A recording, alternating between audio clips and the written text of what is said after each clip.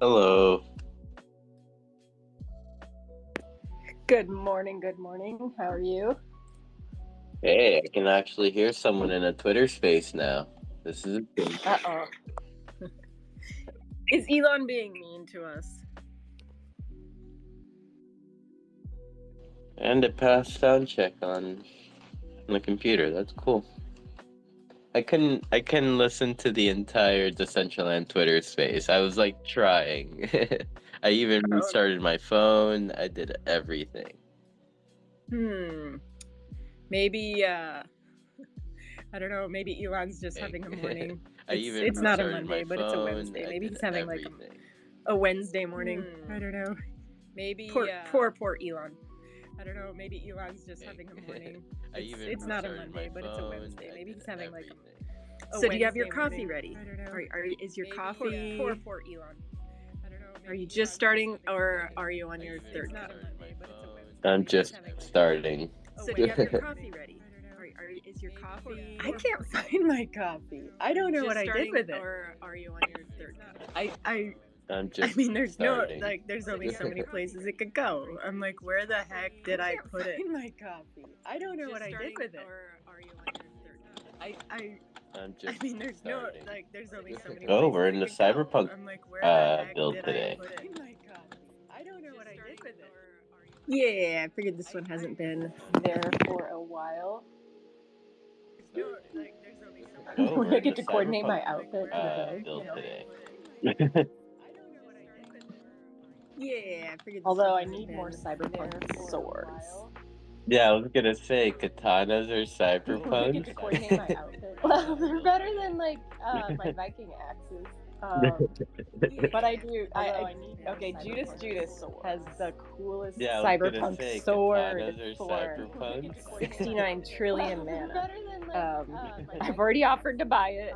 He's pretty firm on the price. He thought that, like, he literally told me he thought that was a good Yeah, I was price. gonna I'm like, say yes, katanas it are is, but cyberpunk. it's 69 trillion. yeah. I'm sure nobody else thinks about like what a I've already offered cyberpunk to buy sword it. would look like, but I do. Pretty firm on the I'm price. like, oh He my thought that- gosh, Like, this he is literally it. told me he thought Like, that was a good price. if Like, swordsmanship, what is like a fencing? I guess. Yeah, I'm sure nobody Hit else like thinks about like cyberpunk. What would the sword look buy like? it. And Judas got it.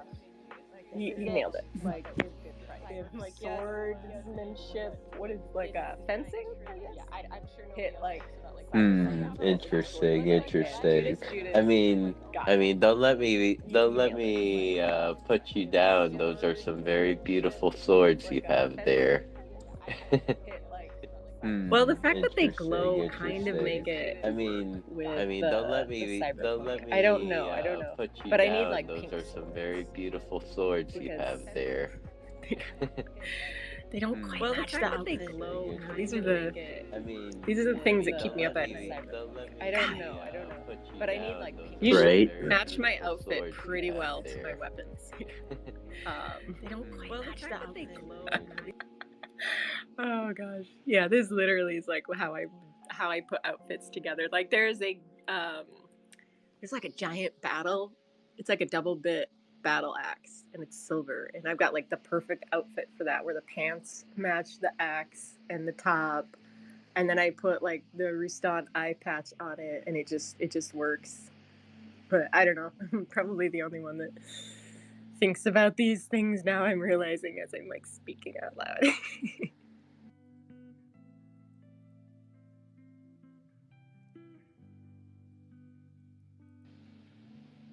Good morning, everybody. Good morning, Mariana, Kay, White Rabbit. Good morning, Rustan, Existence, Neo, Dixon, and of course Zesty. I'm guessing Zesty has strong opinions on what a cyberpunk weapon should look like, other than a ray gun. Because I did have a ray gun on earlier on my leg, but then what did I have to do? I had to move something around.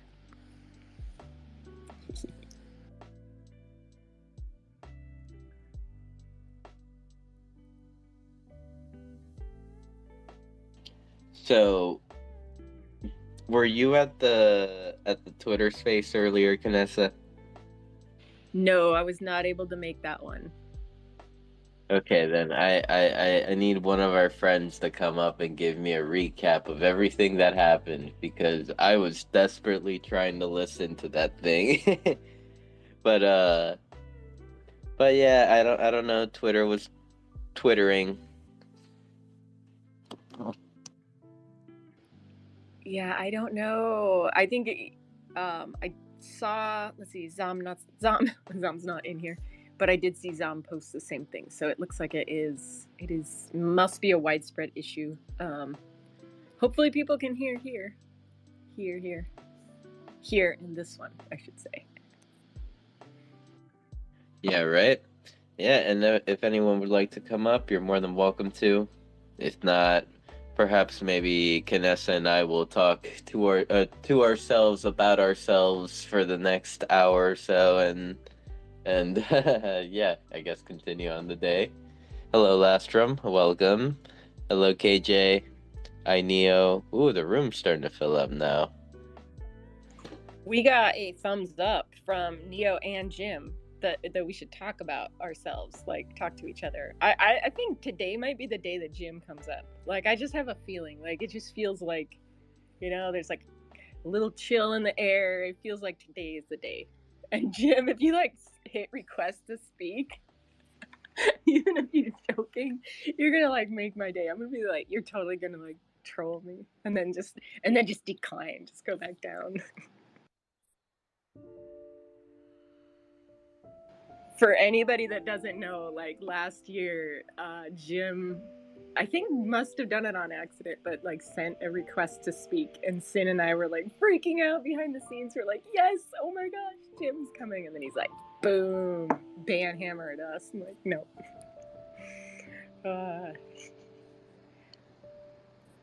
Existence, good morning, welcome. I see you've come up to join us. Yeah, I thought I wouldn't leave you two alone up here to fend for yourselves.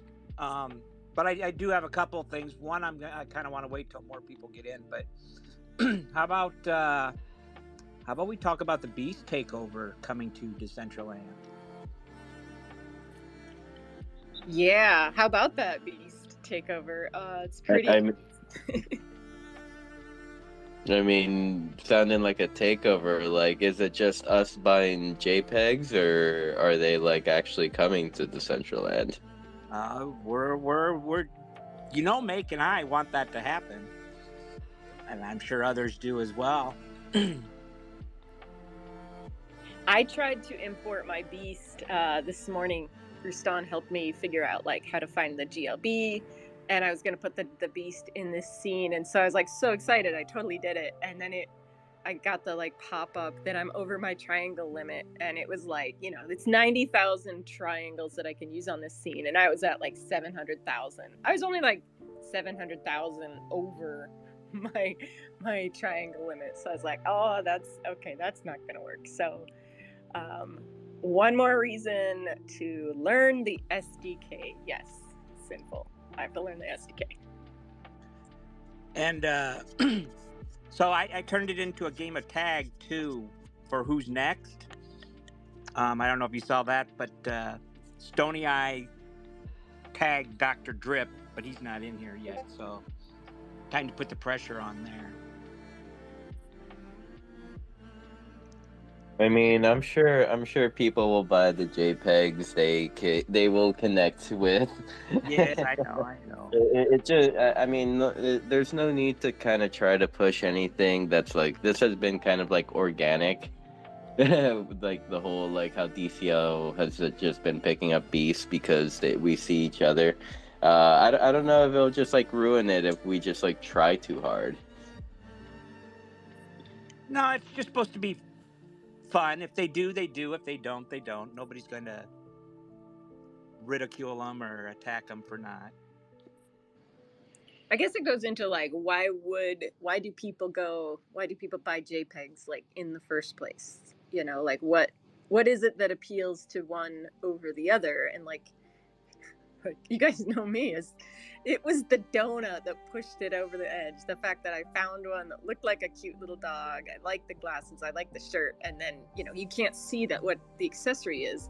And then when I zoomed out and it had a donut, it was like, oh, like totally, I don't know.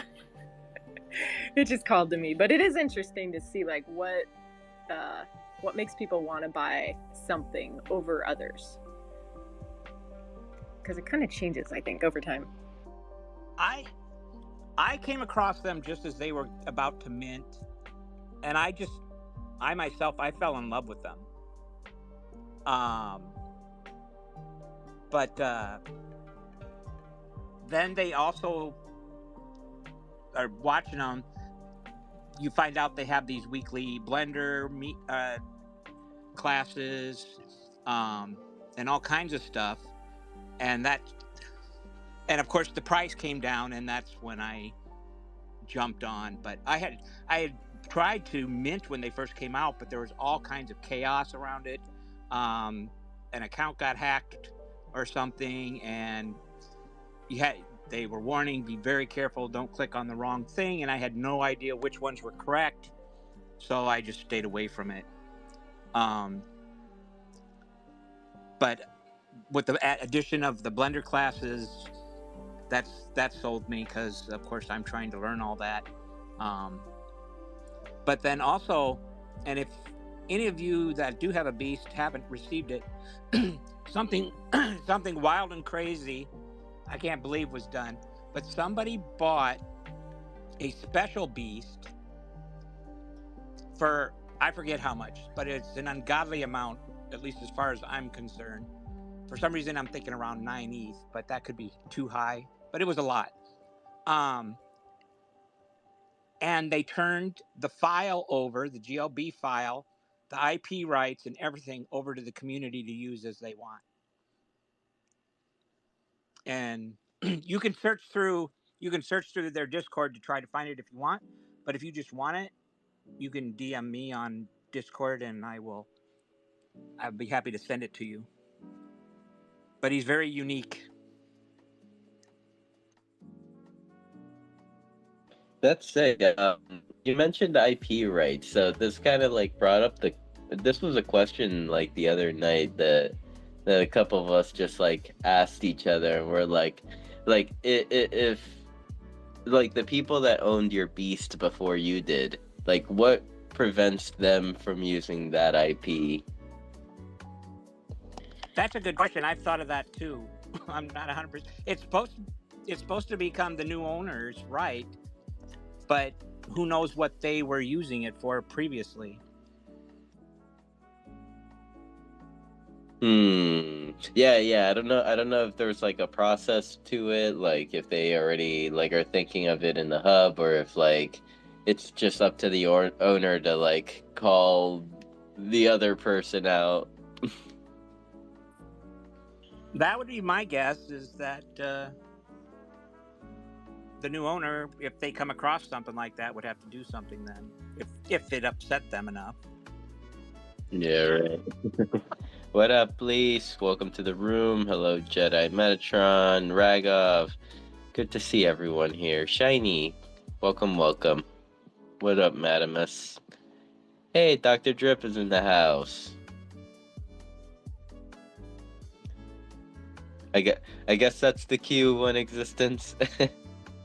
So, yes, Dr. Drip, it is not necessary, but you have been tagged by Stony Eye as the next purchaser of a beast. No pressure. If you do, you do. If you don't, you don't. And if you do, then you get to tag the next person. He's sitting up above in his ivory Clonex tower saying, I'll consider. Yeah, I see the Clonex, so he's got that. That's probably enough for him. Oh, you never know. Dr. Drip is a collector. He an artist, very creative person. He also helped me with some Bitcoin blockchain stuff with the bitmaps and stuff, so I appreciate that. All this Bitcoin stuff is getting like pretty interesting. I'm starting to hear like talks of like what was it, like the capabilities of there being metaverses built on Bitcoin, And then I think I didn't follow the conversation too far down the rabbit hole, but I think someone like mentioned like Decentraland's original idea or whatever was on Bitcoin. So I'm kind of not sure interesting. about that. Hmm. Rustan might know, because I know he's into it too. I still haven't been able to purchase a bitmap for the metaverse, which I was trying to because it was relatively cheap. But I did go ahead and try, and I put an NFT that I purchased from Lovely 17 from one of her 101s for 365 days projects she did. What do they call it when you do that? I put it on the Bitcoin blockchain anyway. I had to at least try that out. It gets pricey. And sometimes. So Bitcoin gas fees have not been solved. No. Well, I guess there's different there's different factors that decide what your ultimate cost is. But I mean, you can wait for several days price, or within 30 minutes price type thing. And I think there's some other differences.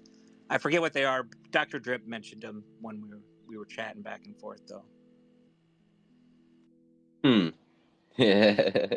It reminds me of how like Ethereum has like the turtle and the lightning for the gas prices. The price differences between those now are so minimal. It's like, what the hell? Might as well just do the full speed ahead, because the price difference is not much at all. I know, right? I never understood it, but maybe it's just something for the cat not to understand. Like gas fees, like the Gwei thing. Like what I always wondered, why not just match it to the dollar amount and pay that? You know how confusing it's going to be to you do, all of you do, but like to explain that to the masses, like that is such a huge barrier of entry to like widespread adoption. Is like, we've been in this world for how long, and we're like, yeah, why, like gas fees, and how come it's this much, and like why it's just like that. I don't know any way to fix that problem, but that is gonna, people are not gonna like get it. They're gonna be like, whatever, no, can't do this, or it's just too much. Guess that's where Layer 2's come in. I mean, I always like to talk about how Disney's accelerator program has been researching Matic. So, I mean, that might be something that they look towards. I hope they do. I hope they do. I mean, if one big brand like that does that, or many others, but I feel like all it will take is one to put the pressure on all the others. Like, yeah, and the fact that they're already doing, like, looking into it, I don't know what they're utilizing it for, but like being a giant Disney fan myself, I can see so many ways that blockchain could be used in the parks. So I know, right? Yeah, I mean, fast passes, like they've totally changed their fast pass program. They've got like the freaking like dream key, enchantment key, genie key, and like that whole program got really confusing for people. And like there's blackout dates on when you can go and when you can't go, and you have to like go get your fast pass during a certain time. Like all of that, if it's been super like crazy the past couple of years. So the fact that they're looking at hopefully some layer of blockchain to do that. Plus, oh my God, they're licensing their IP. Like, I don't know if anybody here gets on Vivi much, but there's some crazy, Disney collectibles, like NFT collectibles that buy and sell on Vivi. And like the whole Marvel fan base. I mean, it's there. Like, I don't own any, but I know there's people that collect them for a lot. So the more that like those big brands can just normalize it to where collectors get it, like collectors, I don't know, of like fan base collectors. Like I'm a Funko collector, and like Funko was founded very close to like where I grew up. Like if you guys know Funko Pops, they're awesome. But they've really utilized like IP licensing rights, and I think they did NFTs because who was it that Deidre, she works, I know she's in Decentraland, or she was a lot, and I haven't seen her for a while, but she works for Funko and their NFTs, I believe. Like so I think we just need more of those kind of projects to like bring in adoption on like the collector level, and then it'll hopefully spread to everybody else until they go to pay those damn gas fees, and then they're like, I'm done here. What I see Disney utilizing like crypto or whatever Matic, whatever it may be, is like in a way, I guess, to like innovate on their. Okay, I might take some people back here. I might not. Like, who remembers Disney dollars or Disney bucks? Like, my parents, when I was like 10 years old, they would take me to the Disney store at the mall, and like I don't know what the exchange rate was. They used to like, I don't know if it was like a 1-for-1 exchange, like you give them $1, you get one Disney dollar back, or if they were getting ripped off or something. But my parents used to get me these dollars, and I would save them all year until like summertime, because I used to live in New Jersey at the time. So summertime was like Florida time, and we came down and went to Disney, and I spent all my Disney dollars. So it could I could see the use of Matic being like an innovation on that kind of program, instead of like having kids collecting Disney dollars. Maybe they'll be collecting Disney Matic, and that Disney Matic will will airdrop you some NFTs until you spend it, whatever it may be. Who knows? That you walked by this stormtrooper, so here's an NFT airdropped. The kid doesn't even have to do anything. Oh Go my ahead. gosh. If you incorporate that with like Bluetooth GPS positioning, like in the park, like if you were at this ride at this time, you get this airdrop, or like if they were able to take POAPs and NEETs or something like that. And oh my gosh, that's kind of mind-blowing, like what they could do with that. What they could do, but I wonder if they have the right people on their team, kind of like directing these ideas, or at least like being there to like tell them that, hey, this could be an idea of a thing that you do. Well, they don't have us, so they don't have the right people because they need us. But no, I'm kidding. If you actually look at Disney's patents, you can like see things that are coming in the parks. Like they patented this robot that flies up into the air and lands. It's a Spider-Man robot. And like I saw the patent for it 5 years ago, and then last summer I saw it in Disneyland, like in person, flying above me, like over the street. And so I don't know. I think we need to like keep an eye on, obviously, on what companies like the Mouse is doing. Love it or hate it, it's huge. And then like I don't know, even think about how that could work in Decentraland. Like you said, you walk by something. Like what if we had, instead of like the show app, if you are in attendance at the True Band Room, this is airdropped to your wallet. What if that's like positioning?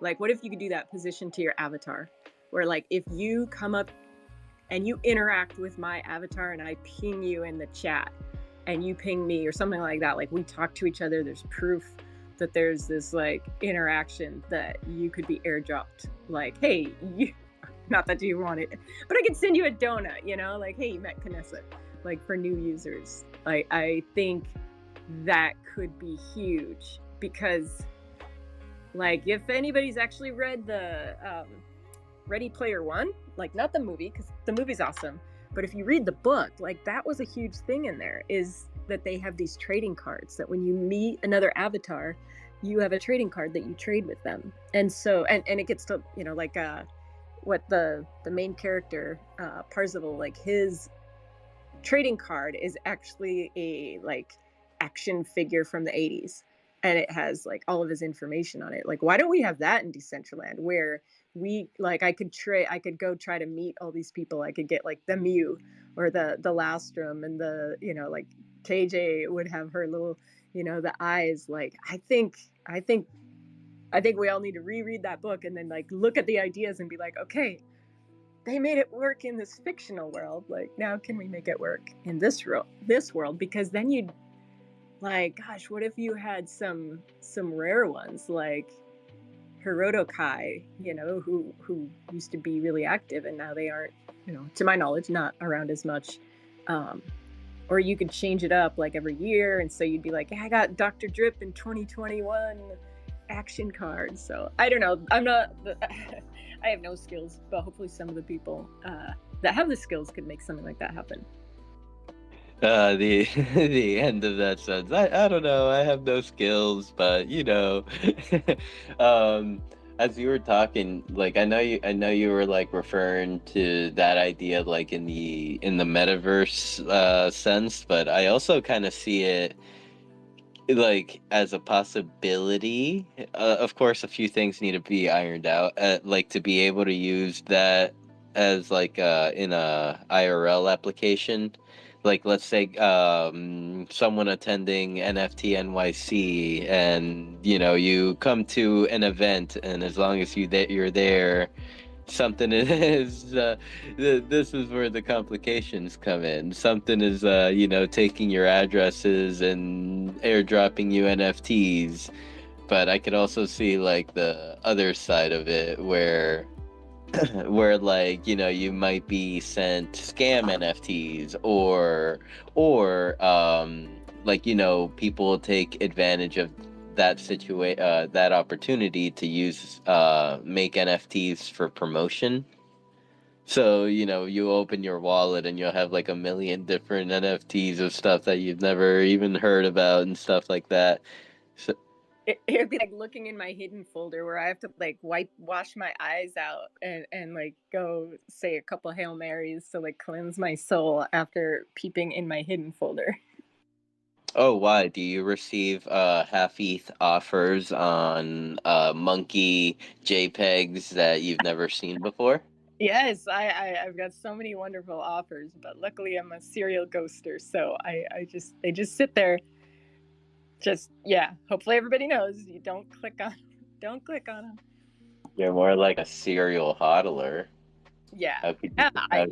Hey, those random ape JPEGs that mysteriously appear in my wallet might be worth something someday. So who knows?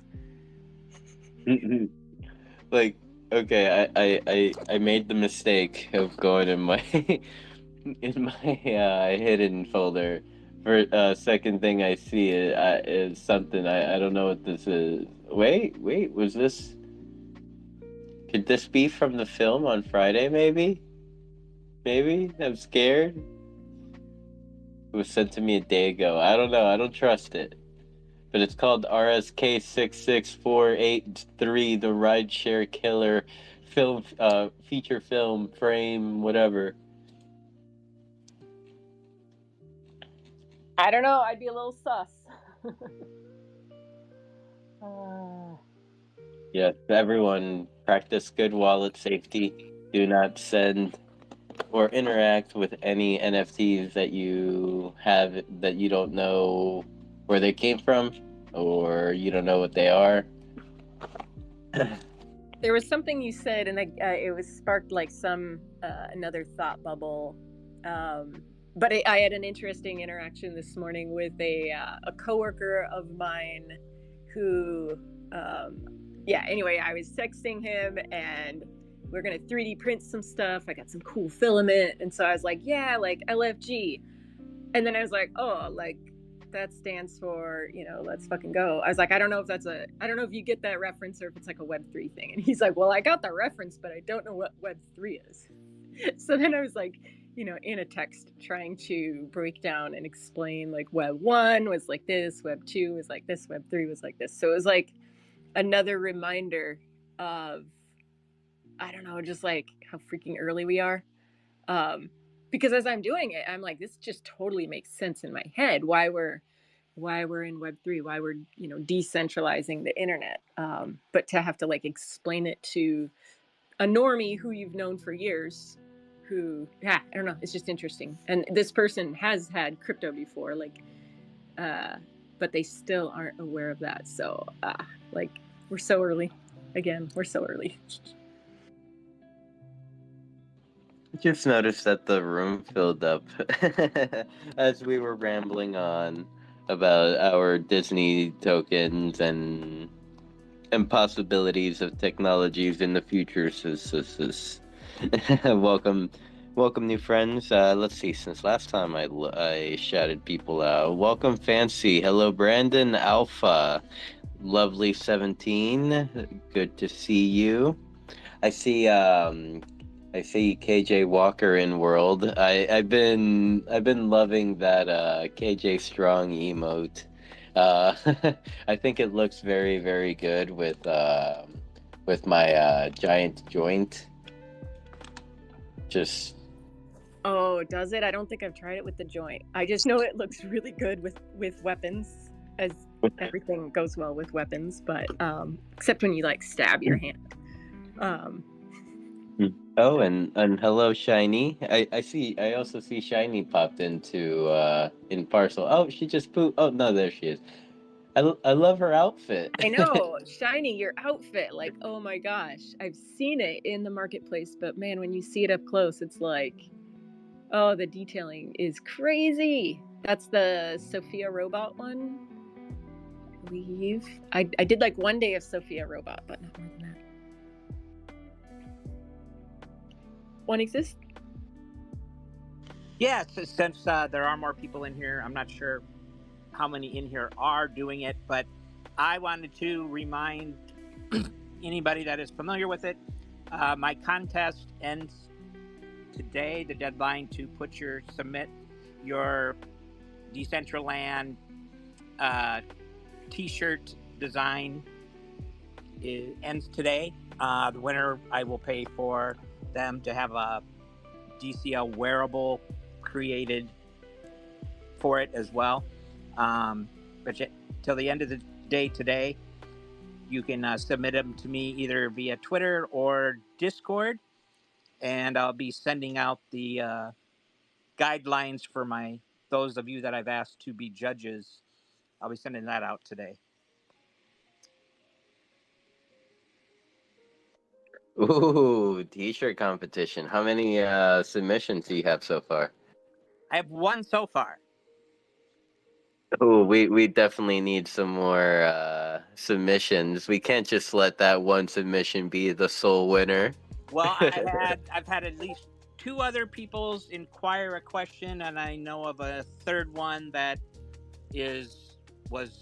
said they were working on it as well. So there should be at least 4. I'm hoping for some more than that, but I'm excited to see what people have created. So can we just like, I know you've talked about it before, but just if anybody is new or wondering, it, like, sometimes it's like you don't think you can, or you're just kind of like, oh, that'd be cool, I just haven't got the time. What is it that people, like, at this point, what would they have to do to join or like submit? All they need is the design to win. Because I didn't want a bunch of people to have to go through the whole process of creating what would be the wearable as well, and not winning, and then unless they decided they were going to submit it as a wearable. So it's just the design, and if you're the winner, then you would make it the wearable, which whenever you get it done, and then I would pay the submission fee.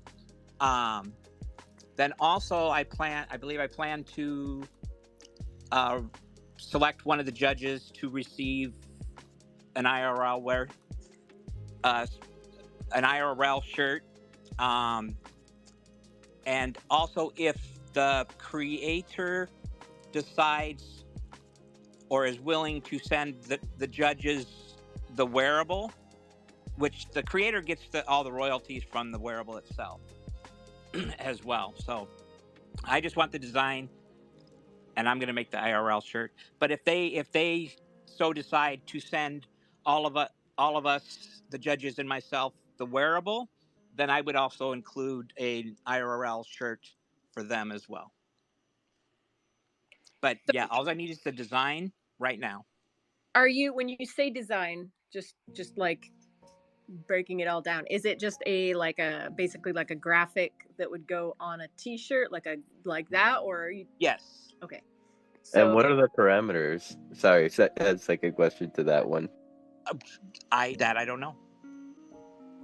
I didn't give that. Or what do you mean by elaborate? Like has to be a DCL shirt, Midwestern theme, and has to have an itchy collar. It should. Oh, let me see. I'm actually going to pull that up right now. Let me find this. And sorry I cut you off, Vanessa.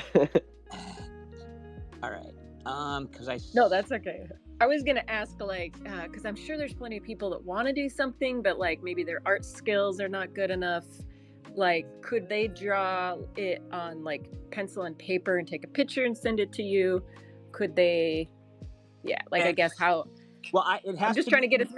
Yep, it needs to be something that I can send to a printer, which I've already talked with. It goes by Crypto Lids, who also who himself has a wearable in Decentraland. It's the Ardent Real Skater hat, and it's impeccable quality. I've already talked to him, who I'm going to have do it, but it has to be some way that I can send him the design, and then they can easily put it on a t-shirt.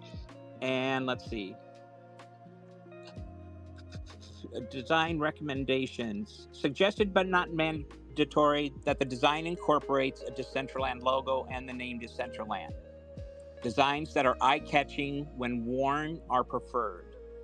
Then there's the usuals: no nudity, derogatory language or curse words, no copyright infringement. Avoid any content deemed illegal or generally unacceptable. I have a minimum of 10 judges, and I'll be sending this out to them today. Asking them to consider originality, creativity, relevance, technical feasibility, which is ensuring the design is viable as both a Decentraland wearable and a real-world T-shirt. That includes color matching, print quality, and material use, visual appeal, and ethical considerations. You hear that, Canessa? You can't make a naughty shirt. It's just not gonna happen. No, it'll happen. If you can make it tastefully naughty and it draws attention, then it should pass. Hey, one thing I learned at an early age is that as an artist, you will never get recognition for what you do. So I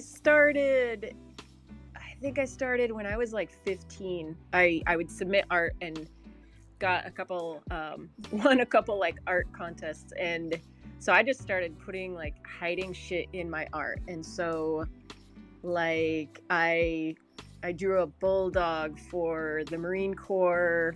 The bulldog is the mascot for the Marine Corps. So the JROTC program I was a part of in high school, and also like the best way to hide it is in plain sight, because nobody will realize like you put it there. So it's got my name in the bulldog. And then I illustrated like my high school yearbook, and I'm like, they're not going to give me credit. So I put my name so big in the you just needed to turn it and see it. So I'm sure I can submit something, and you won't know it until you turn the t-shirt around. So if you see any submissions from me, you're going to be like, turn the t-shirt around, or like a certain like like creases of the shirt, if they like meet, it shows like a different image or something. I know. I've been thinking about that lately. Like, how can you like have multiple images in something where, I don't know, I was thinking like the RGB colors. Like, how could you have it so that there's an image, but it hides in a certain color?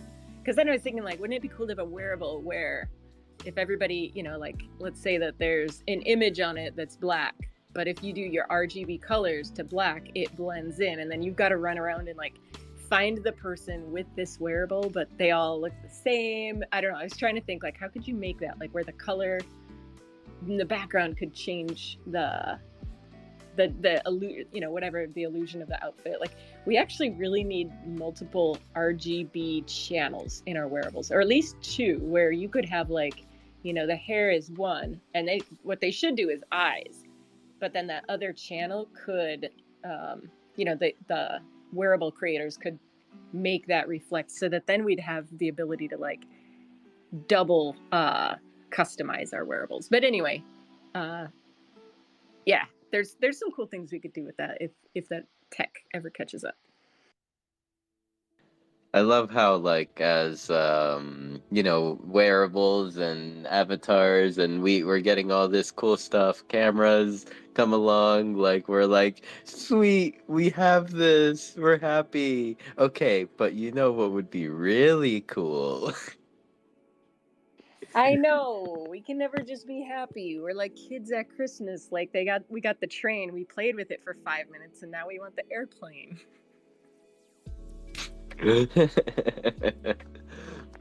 But yeah, I'm putting this this camera feature to good use. Oh man, I where has this camera feature been all my life? Now I could just like zoom out whenever we're, you know, hanging out somewhere, and like get the crowd, and you know, like sometimes I like to position myself looking away from, or looking at the TV, so that my camera could be away from it, but now I can mess around with it. Well, I think the better pictures that we can take, the more, and then actually take them and post them, you know, out on whatever, YouTube, social media, Instagram, Twitter. I mean, it's like, that's how the word gets out there of, at least to some level, of Decentraland. So I think making it easier for people to take pictures where they don't have to, you know, understand, they don't have to have like the deep understanding of like Microsoft Paint. I guess that's not really deep understanding, is it, friends? But anyway, it makes it easier. I got it. Like, what format are we receiving these photos at? Can we start receiving them in 8K quality? We need, well, okay, so now if they need more ideas, what they should do is have like oh my gosh, like a seamless link right to like your social media, where if I take a video, like I could have it connected, it automatically takes it to my YouTube channel or to Twitter or something, kind of like when you bundle all of your social medias like in one account, where you post once and it goes to all these other places. I don't know. I mean, I wouldn't still want the creative control to like mess with it, but I think that that's what's gonna bridge the gap, as the kids nowadays say that one. Yeah. As the cool kids say. Yeah, that is actually an excellent idea. I mean, we do kind of like we push and we say like this is a social platform. But I mean, yeah, why not make it easier to connect like this social metaverse platform to all your other social medias, and yeah, I mean, I guess the creative control part, like the control part, comes in when like you are asked, like there could be like a mass send feature, and it's like, okay, mass send my tweets from Decentraland to everywhere, minus this one, because because I'm not sinful in this account. Yeah, that would be crazy. Or what if you even I'm really good at coming up with ideas. I'm not good at all of like implementing them. But what if like when I'm standing next to you and KJ and Masca in World, like you guys have your Twitter handles in your profile, and then if I take a picture of us and tag you in Decentraland, it like automatically tags you in Twitter. Like it like jumps out or somehow seamlessly like does that for you, because like I don't know if you guys have ever tried to find Shaw on Twitter. Like it's like, what is his name? Shaw is not Shaw, and there's some other people I'm like, what's their name? Like I can't find them because their name just is a little bit different, and so I don't know. That would be cool. I guess we do almost have the beginning stages of it, like whenever you go in your camera roll and like on a picture that you've taken, it shows the people that were there that are there. I guess next step would be kind of like either a like click on their names. Oh wait, here it is. I click on their names and I go over to Dr. Drip's account and I see his links. Okay. Who knows? Maybe we're just like spilling all of the Decentraland's beans right now, like unknowingly. Like they're I they've hope been. so. That would be awesome if we're that. Yeah, that would be awesome. Yes, I know for a fact Decentraland is this far advanced. Go ahead, exist. I just wanted to say, I know people don't. We encourage people not to, and some don't like to, but I did put the link to the Google's doc on the rules for the wearable design up above. I hope people can trust me enough to click on it. I guarantee it's not infected. And also, CK, let me know when you're going to go into Somnium. I'll try and join you today.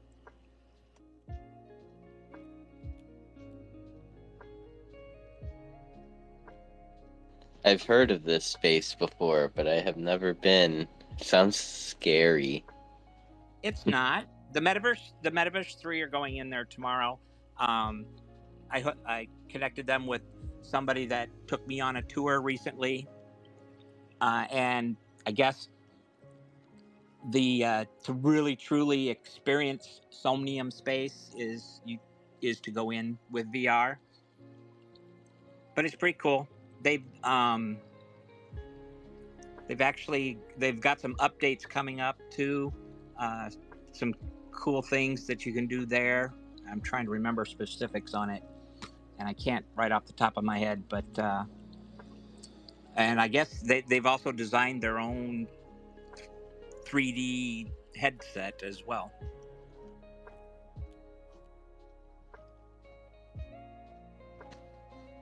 I see. I'm definitely gonna have to jump into the Metaverse 3 tomorrow then.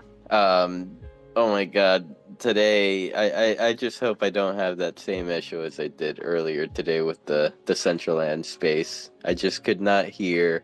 It got to a point where I just like, even though I couldn't hear, I just like went in and settled my account there and was like, I'm here for moral support.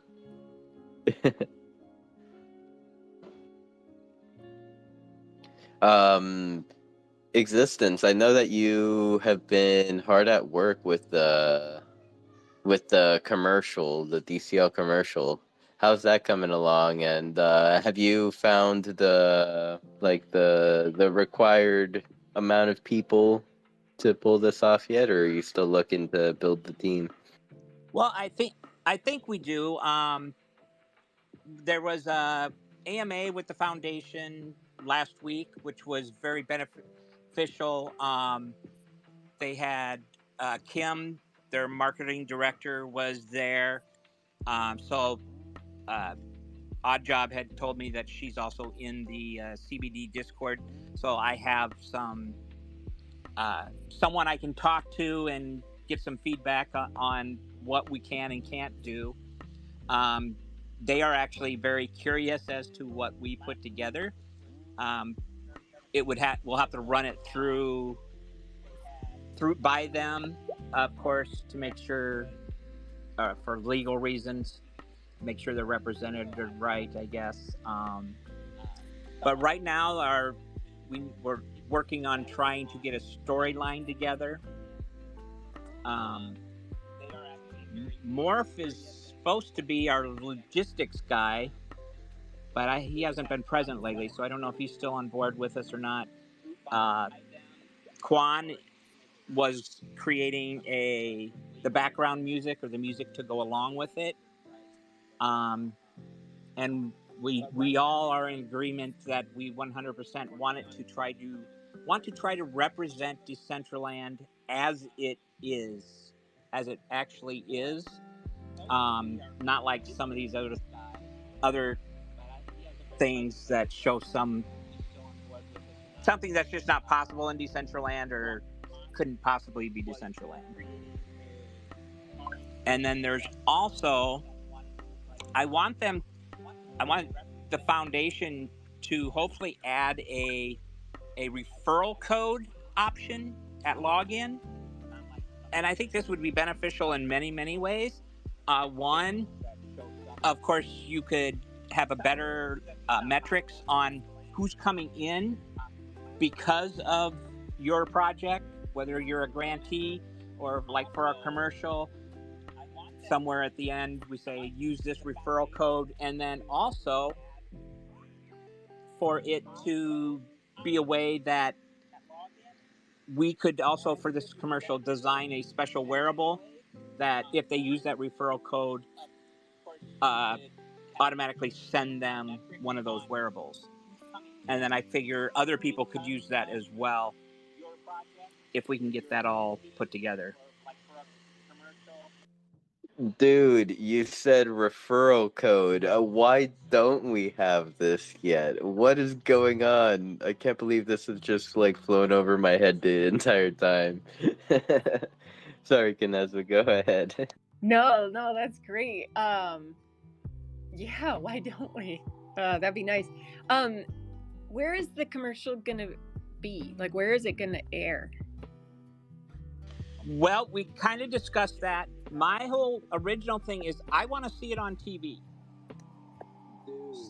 So, but what TV? Because that like. Well, of course there's streaming. I want to see it on NBC or CBS or halftime show at the World or whatever, not the World Series. You know what I mean, Super Bowl. But yeah, that one's a dream. That would break the bank, I think.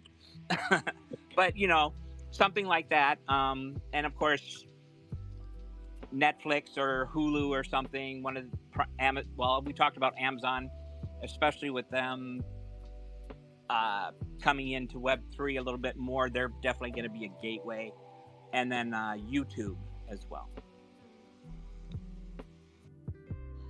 It's kind of really exciting to me to, just this group is getting together.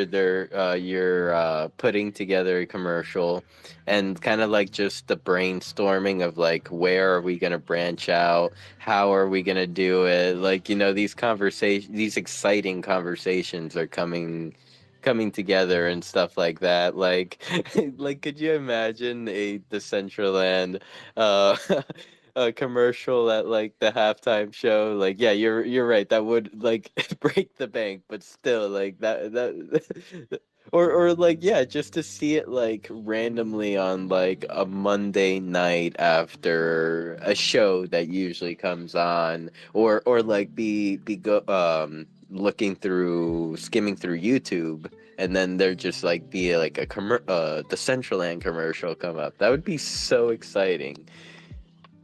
You know what? Like some of these movies that have come in, or not movies, but like shows. What was it? There's one last year. Grey something, I forget. Not Grey's Anatomy. Anyway, like some of those, and I know there's others that have talked about coming into the metaverse. Like I could see those doing a partnership, and somehow like it's two commercials in one.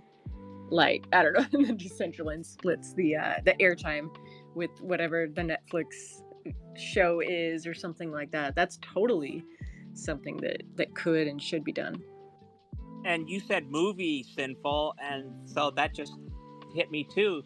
That's another option. Opening commercials at a movie theater. I mean, a lot of it depends on how much everything's going to cost too. So, but those are ideas anyway. Let's pass it over to CK. Good afternoon. How are you today?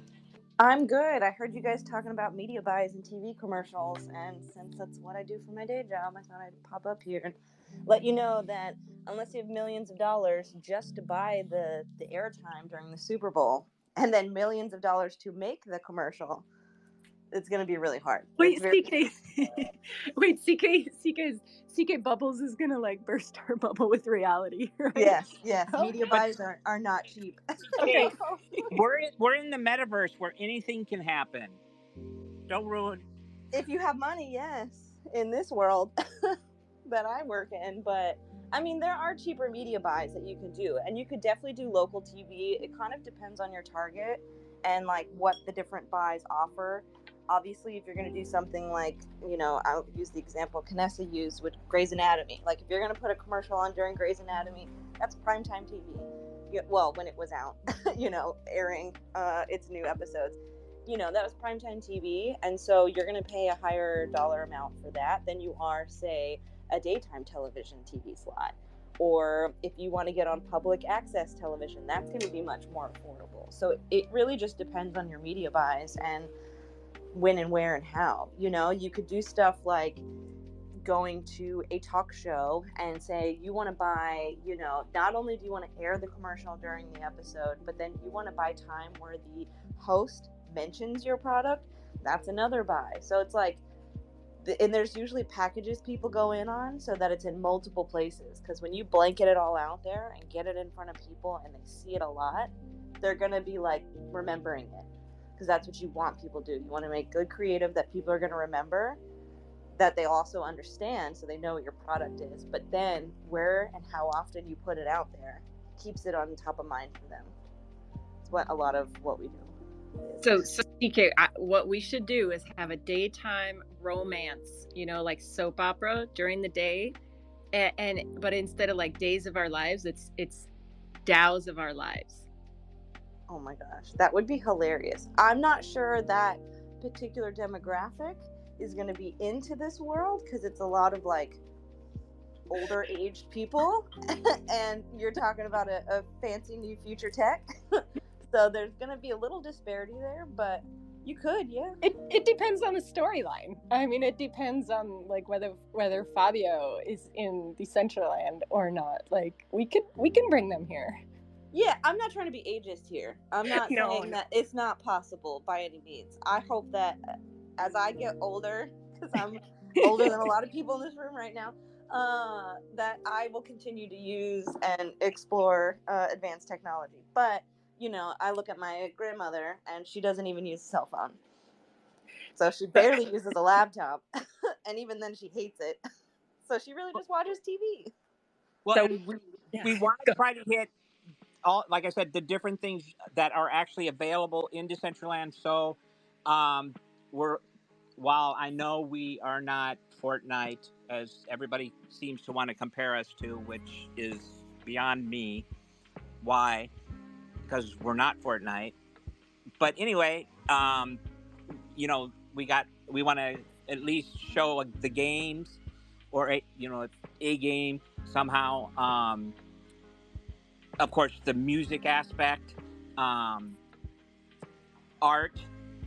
Find a nice really nice organized gallery or something that we can show, and anything else that we can think of that will hopefully strike something with somebody who's interested in that type of stuff. So our demographic is kind of broad, I guess, but yeah, we're looking more for the 20 to 40, I guess. Yeah, I would start to compile that information together. You definitely need to make a brief to start with. A brief is kind of like where we begin every creative project.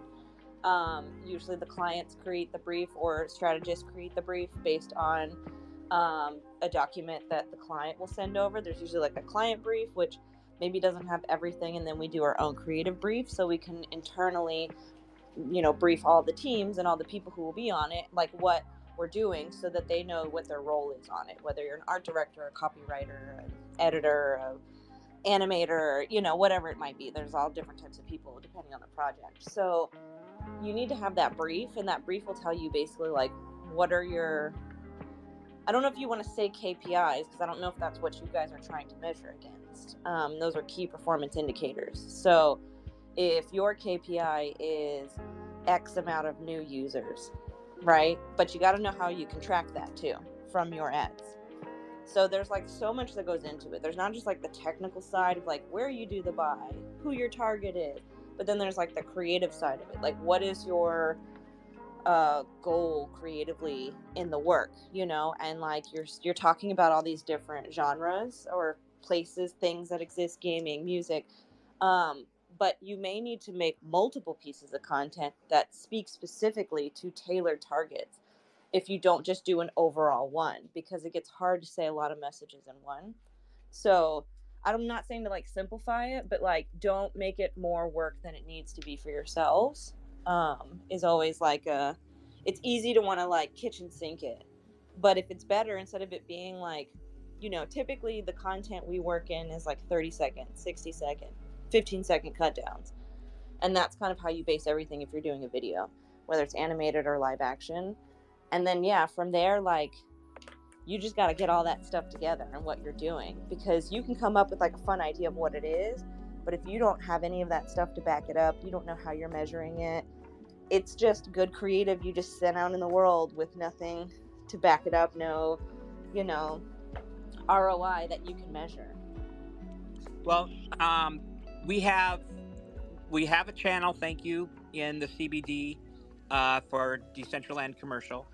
If anybody has ideas that they would like to add, they are more than welcome to contribute. It's not any specific group. It is for Decentraland, so definitely open to suggestions, comments. Thank you, CK, very much. And I have opened up a storyboard in Miro for us to start slapping that kind of stuff up there and put this together. Cheddar, Queso, and Neo have both volunteered for video shot. And after, was it Canessa said something about a soap opera? Who knows? Maybe something like that with a to be continued, and we can move it around from location to location, is just an idea that now has popped into my head.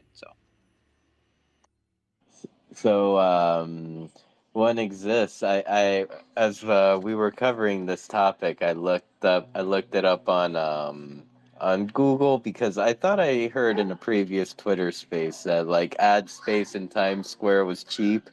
Right here. I'm seeing an article. Oh, this one's old. Never mind. I might have to. It may be an updated price now. No, sorry to jump in there. I don't remember the exact price, but there is one particular board in Times Square. I think they do like 15 minutes for like $150 or something. So yeah, I mean, you could drop like 1K and place that multiple times throughout a week or something and have the ad play there. Awesome. I know Biometa was doing something, or trying or wanting to do something with that, that he was also going to offer it to people from Decentraland. I don't know how that panned out. I'll have to check with him, where we might be able to do that part for free through him anyway. As long as there's no labeling and tagging all over it of a certain company. I mean, if I get involved, it would have to be for Decentraland in general. Yes, I understand that. But the article I'm seeing is like $40 will buy you 15 seconds of fame in Times Square's biggest billboards. What? But it's got to be, it can't be just passive like advertising. What I like, just in my mind, I'm thinking I'm like a country mouse, right? Like I live in the woods. Like the city is scary. So if I was going through the city, I'd be like so overwhelmed with like lights shining, everything. I wouldn't be looking at a billboard necessarily. And I don't know. I guess New Yorkers like have a totally different experience. But I also wonder how much like what would it be? There's a fancy smart word for it, but like retention or turnover, but like how much conversion, I think, between people like walking by, looking at it, and then going home that night and getting onto Decentraland. I just think that like that right there, every time that I see a grant in the DAO that's like, hey, we're going to put your logo up, or even like Decentral Games. I love Decentral Games, and they sponsored a dinner. And there was a sign that said this dinner was sponsored by Decentral Games. But I think a lot of times people just like, they come for the free food and then they don't really care who's bought it for them.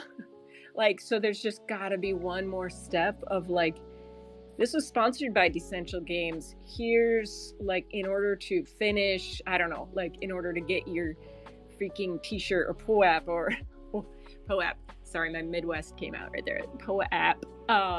Like you gotta come in world or like something, and maybe even have a landing page, like a parcel in Decentraland that like you have to come in, get referral this code. Sorry, referral code. Yeah, and then the referral code there has to be like humans we do a lot more when we're motivated by money. So even if it's not money that we give them, because that would be hard, but like there's got to be some incentive. Otherwise, like if it was me, like if I saw an ad for some rando metaverse, I'm just like, okay, cool. I don't know. Like that's just my 2 cents. It's not my forte. I just see too much like passive, like we're going to put your name on a tent at this festival. Well, nobody gives a shit. They're at the festival to like smoke and have fun. They don't care who it is. So it's got to be like further. So yeah, I don't know. I'm sure you've thought of that and like figured out what you would do and how you'd hit all those. Well, I'm curious if they have sound on that New York Times billboard. But Canessa, if you were in downtown New York and just out of the corner, okay, no sound. So the music wouldn't matter. Out of the corner of your eye, you swore you saw Genesis Plaza up on a big screen. Would you stop to look?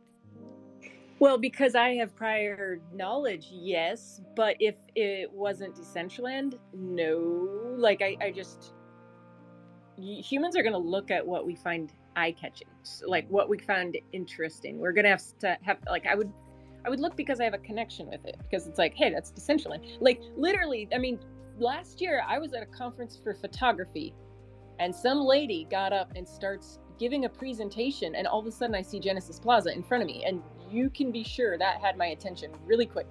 And then she started like giving a dissertation about Decentraland, all factually incorrect. So yeah, how would you like I guess like CK probably knows much better, but like identifying your audience. Is your audience Decentraland users that you want to like bring back into the fold? Or my guess would be like the thousands of random people in New York City that would see it. You want them to log in and come to this world and see it for like a certain reason. I could even see it like a phygital event. Like you see this billboard in Times Square, you come into like, remember when they had the Times Square in Decentraland, like some other connection. Maybe there's tourists that come to New York, like finish your New York experience by coming into the metaverse, and you get your Big Apple wearable. And I don't know, but CK's got their hand up. I know nothing. CK knows it all. Go ahead, CK. Well, I wouldn't say I know it all, but I do live in New York. You would never hear sound on the billboards if there even is sound, because it is such a highly popular area. You know, you've got hundreds, if not thousands, of people there on a daily basis, especially during tourist season. The only time you really see people who are like from New York, they're just like commuting across that one block. We don't really hang out in that area because it is very, very touristy, and it's tourists who are just looking up and not really paying attention to them walking. And if you know anything about New Yorkers, they when they're commuting, they want you to get out of the way. So that, yeah, sound isn't something I would necessarily consider for that placement, but that doesn't mean your video shouldn't have sound if you're going to use it in other media buys. I do think that if you're going to think about doing something like buying time in Times Square, to do it during something that makes sense where your target would be. So NFT NYC, any of those kinds of events in the city, especially if it's in the city like nearby, like when NFT NYC was at all the hotels in Times Square, like every ad was all NFT ads the entire week. It was awesome. It was like, whoa, what the hell? Like I've seen one every now and again, or I see a CryptoPunk painted on the side of a building here and there, but you know, you don't see like a lot, and that was like the entire place. But yeah, I think that just goes back to like, who is your target? You know, who are you communicating to? What is that age group? Where are they at? You know, where do they show up? That's where you should think about where your ad should be, whether that's on Twitch or, you know, pre-rolls on YouTube, you know, like whatever it might be. You just need to think about that target for sure. Existence, what if you even made it and almost like a YouTube commercial? So I think YouTube reels or videos have to be like 10 minutes to get that commercial halfway in between. But what if you made it and had some incentive for people to just include it in their video? Like if I did a 5-minute tutorial on you know, smart wearables, I like put your commercial maybe in the beginning, or actually a great way to do it would be at the end. They do my tutorial and then it finishes with a commercial with like a call to action, like join us now for your free wearable or something like that. Like I could see that. I don't know, in my brain I'm thinking, you know, success breeds success. And so like finding a way that you could do it that will work, like not saying start small, but like make a commercial that could be, you know, bought paid advertising on Instagram or Twitter, because you know that that's something like legit we can afford, or like, you know, it's not a Super Bowl commercial. And then, you know, show that it has like success, like that it's going to work, and then branch up from there or something. I don't know. That's something. So I was part of there's a building the metaverse Twitter space on Tuesdays, actually hosted by one of the beasts, and I was in the first one. I haven't made it to the ones prior. I did try last night, but as you said, Sinful, X was being X and X'd me out of that for whatever reason. But one of the things that talked about in that first one, I asked is, so how do we plan on, you know, getting people in? Because currently all we're doing is we're advertising to ourselves within the space, the Web3 space.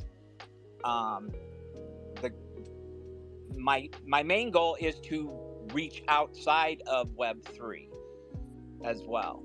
And now I forgot where I was going with this, but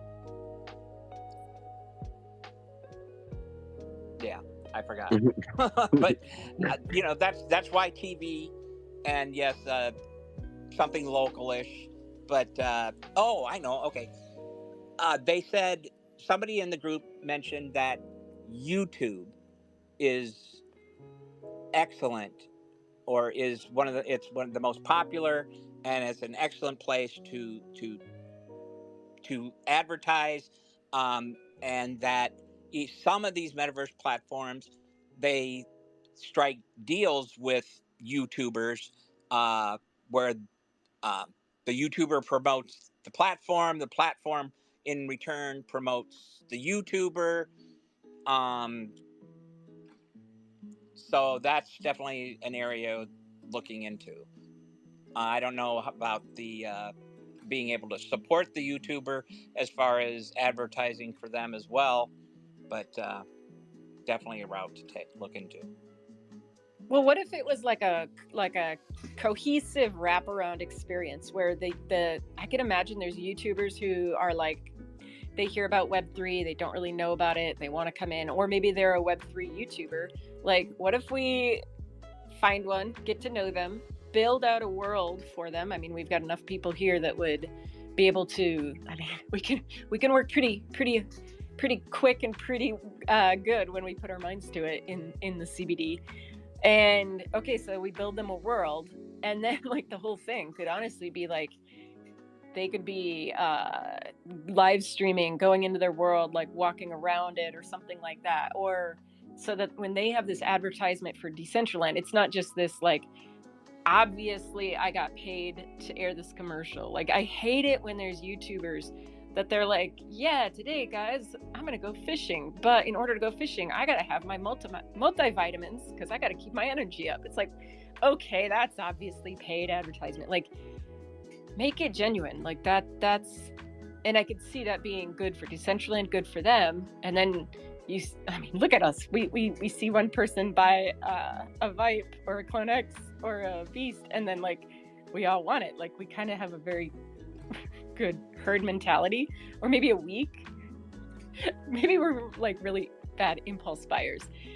But I could see it being like, just, I don't know, like way more than just, here, please play my commercial. Like, if we believe in Decentraland this much, we should be able to bring them like quality, like bring them valuable, like like value added content. Well, if anybody knows a YouTuber that is also in Decentraland, be sure to mention them if you would. No, we need YouTubers outside of Decentraland. Well, true. But also you mentioned I like the build them a world thing. Certainly we could get them a Decentraland name and get them a world. If people wanted to build, I purchased AKCB, which is a kid called Beast, and I would love to, if anybody wants to work together and build a kid or a Beast land, I would be more than happy to do that on AKCB. Yeah, unfortunately the name Mr. Beast was already minted. I didn't get it. But yeah, you could have fun. I mean, there's fandoms out there. You could have like Dream SMP servers, and like you could have some crazy stuff, honestly, where they come in and they see like all their content, but like translated into, I don't know, Decentraland stuff. Well, yeah, they could stream their YouTube station in there too. I think like it's worth saying also, like, I feel, I don't know, and maybe I'm like the Debbie Downer, but I do feel like if we're gonna bring normies into Decentraland, what will their experience be like? Like, what, like if they came in, if we just had 100 random people and we brought them into Decentraland and we gave them, said, here, sit here for an hour and then fill out a survey, like what would they say? Would they say, yeah, it was great, everything was fine, like wow? Or would they say, well, my computer got really hot and like I don't know why, but I had to leave the scene a couple times and refresh? Like, I also think that we gotta cover our bases before we we could almost do more damage than good by bringing in massive amounts of people, giving them a subpar experience, and then they go out and they're like, yeah, Decentraland's like, I don't know, like The Sims. It's, I don't know, it's like decentralized or something. Saw a couple people, it's dead, nobody's there because they don't understand it. So like, I think we also, it would behoove us to solve those problems before another wave of users come in. It's going to be a while before we get anything out, though. So there's that too. But also adding to your first-time Decentraland experience for a person. Yeah, I was looking at your event board in there and checked stuff out, and there's nobody there, which was what I remember. I recall my first experience going in there was I was trying to go to the Paris Hilton thing in 2021, and of course I had the computer issues, but I also later took a look at what was the events, which led me to that dragon place because that interested me. Couldn't figure that out. Nobody was there.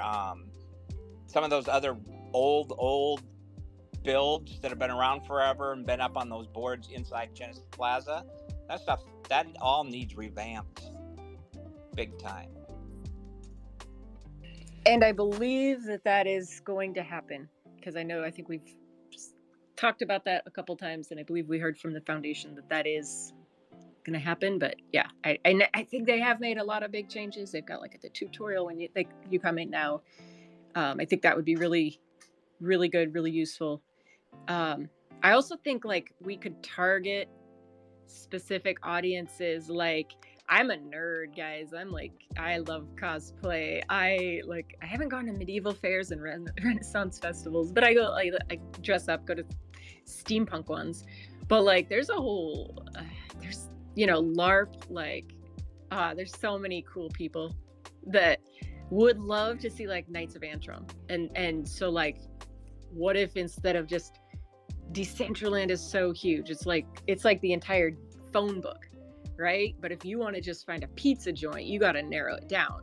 So what if instead of like marketing like, here's Decentraland, and they're like, wow, what's that? What if you broke it down and you're like, you focus on these cosplayer medieval people, and you focus with like Knights of Antrim, Exodus, like those specific events, and target them there. Like even freaking cosplay conventions, like, I don't know. I think that like narrowing it down seems like it would be a good way to do it too. Just like very targeted audience. Indeed, I think the same. Targeting the audience is very important. So I am going to do a question for all of you, and then you try to reply. And is, how did you get into the Decentraland? How did you find the Decentraland? Where was the channel that you discovered it? I first heard about it in an article, and then what brought me actually into the space, because I didn't join after I read that, was knowing that Grimes was going to perform during Fashion Week in 2022, and so I heard about that through a Grimes fan Discord. Came for the Grimes, stayed for the community. I heard about the builder contest in 2019 and wanted to build the metaverse. I guess I wanted to see Paris Hilton in the metaverse. I think I saw that. I think it's probably saw it on Twitter. I got so rugged on that one. I okay, like I came in for the Deadmau performance, which was like the day before the Paris Hilton one, but I attended the Paris Hilton event, and I remember there were like these gifts that were falling from the sky, and everyone's like, oh my god, I'm getting airdropped all this sick gear. One of the things that was being airdropped was like this like fancy dress that was designed by Fawocious. Fawocious is like one of like back in 2020, he was like the first and at the time the youngest NFT artist to like do it, to like push the boundaries of like NFTs and all that stuff. So I was like, I want a dress, and then someone mentions, oh, by the way, if you didn't get an airdrop, all you have to do is claim your POAP or transfer your POAP from like, Polygon to ETH, and you'll get a dress. And I paid like $300 in gas for this and failed epically. Ouch. That story hurts every time you tell it. Yeah. And you stayed here. That's incredible. And the rest of the people, if you don't want to talk, I recommend, or I suggest that if you don't want to say it in voice, maybe type it into the community building the Decentraland with Sinful and Ganesa comments. Speaking of surveys, what the information you were gathering, Canessa, how's that coming? I've got it all. I just need to take it and disseminate it into like graphs and data. But yes, I did send that out a while ago, and I haven't gotten to that last final piece of breaking it down. But that was one of the questions that I had in there. And what I want to do, what I think would be valuable, is asking that exact same question. And a couple people, when I sent it out, they were like, well, Decentraland already asked that, so I'm not going to do the survey. Or it's very similar to, like, I know that Decentraland asked a couple people from the community, like people really active, and they asked the same thing. However, like data, when you take data, that sample is skewed, because if you pull the most active users in Decentraland and get the information from them of their experience, you're probably going to have, it's going to be biased towards a very positive experience, because we're here, right? We stayed. Like, I want to reach out to people I haven't seen forever. Kennard Azul, Mahaha, Daddy Chang just came back. Like, I want to hear the good, the bad, the ugly, because then you would have it. The more people, that you would ask, the better, the more robust your data is going to be. And then it's not just going to be the experience of like something happened for everybody in this room, like all of us. We don't know what it was. Something positive enough that we stayed in Decentraland.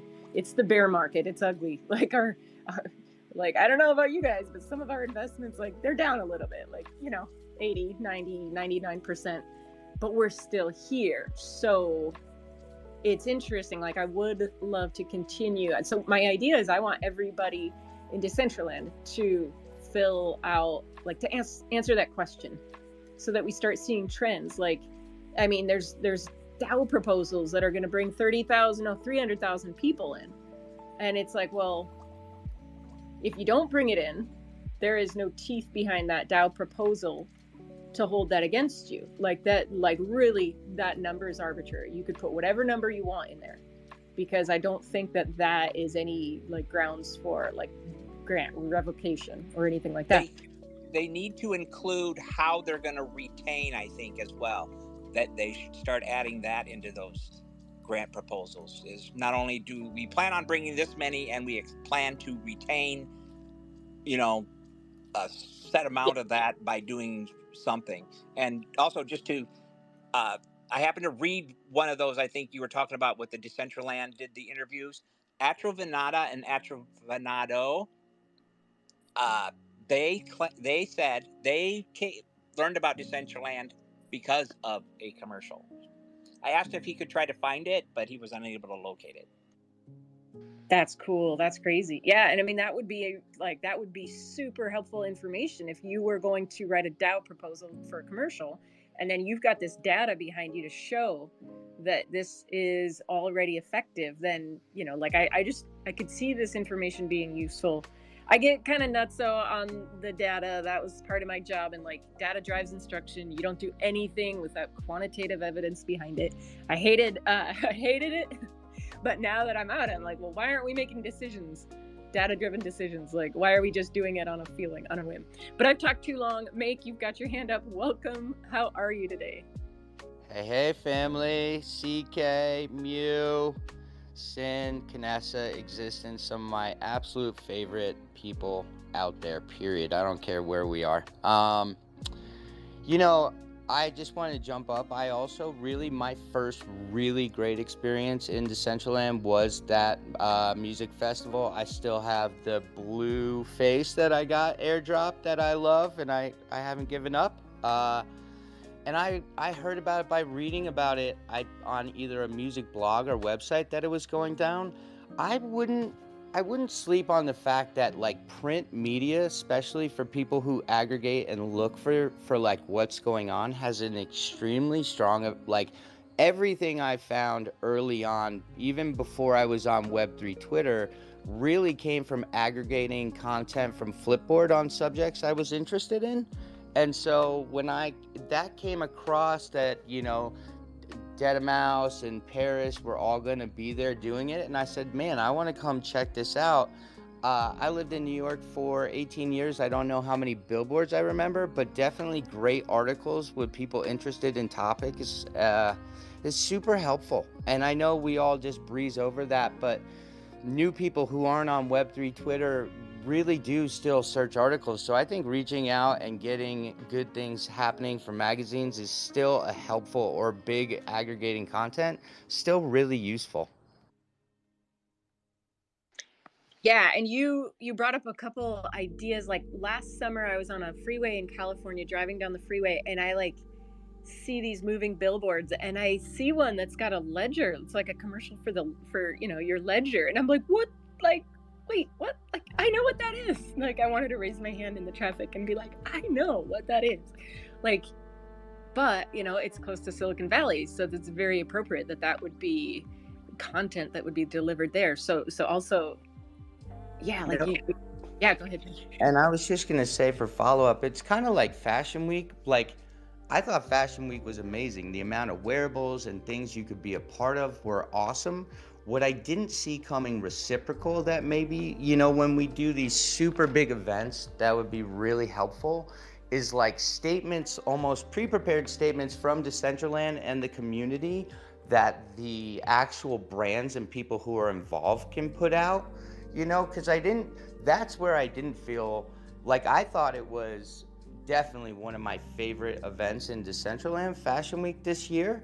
So I wish we could have seen more on the timelines in different places from the brand saying, hey, here's how you get in, here's where you get welcomed, here's the group of people, like your greeters almost, and I think if as it comes to events like that, it'd be awesome to kind of have a squad, not only to greet people, which I know you guys do a great job at, but also some statements that are prepared for the brand so they can just shove them on the timelines, Yeah, I think that would be super effective and needed. And I think like really anybody that's going to be affiliated like with Decentraland. I mean, even I don't know. Like I guess I'm thinking the brands that have come in, like Jose Cuervo and Snapple. I mean, I'm sure there was promotion done, but I wonder if it was just, again, like very passive, like join us in the metaverse and that's it, or if it was like a little bit more of a hook to get people like, I don't know. I don't, or if they could be like, come into Decentraland and get your NFT, and people drinking a bottle of Snapple are going to be like, huh? Or your digital collectible. There you go. Yes. It seems that major part of us, well, I came because I knew CK, but I'm Fractilians. But major part of the people in here has come because they did an event like Metaverse Fashion Week, or a concert by someone that is of a high, very, very well known artist like Grimes, and stuff is like that. So maybe is what we can do is to try to apply the same tricks as you were saying, right, Mick?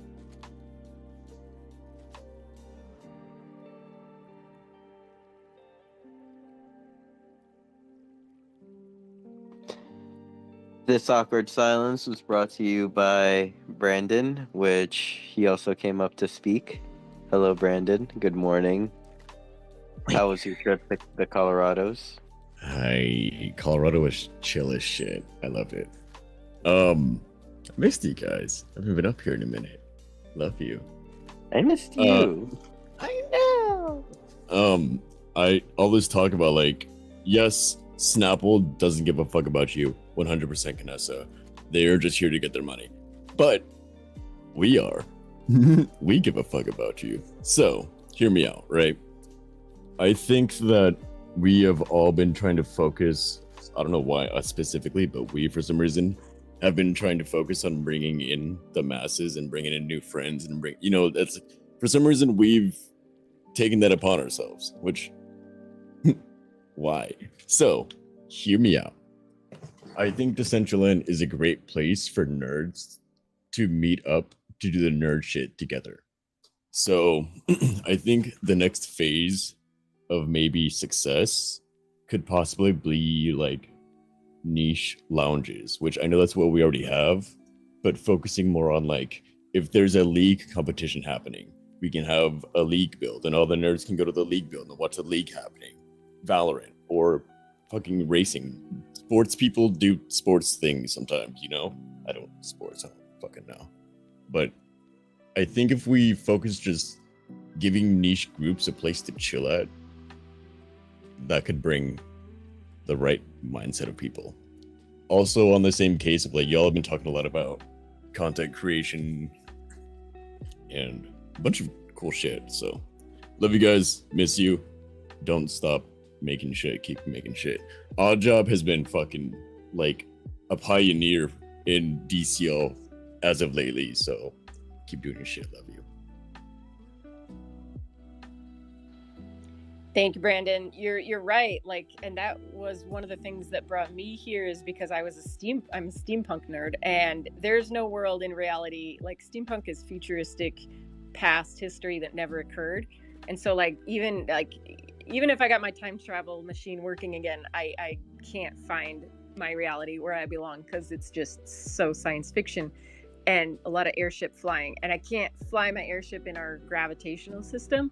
So that was why I wanted to come to Decentraland, because I can't experience it anywhere else, but I could experience it here. So I could totally see that. Like Dungeons and Dragons shit, and like all of us nerds, like we could totally Yeah. our homes here. You said dungeons. I don't know if 13's in here. I haven't seen, but my boy 13, he's a hella D&D guy, and I think that's another like niche, or I don't want to say game because I think games in Decentraland we got them. If we can get another one, cool. Let's bring it. But if we can get like a functioning D&D thing in Decentraland, that would just be. I want to get into D&D. I've never done D&D, but I'm a fucking 26-year-old dude that lives in California. I want to get into D&D. You know, I like to party. It's whatever. So I thought there was a grant for that. There probably is. I don't know.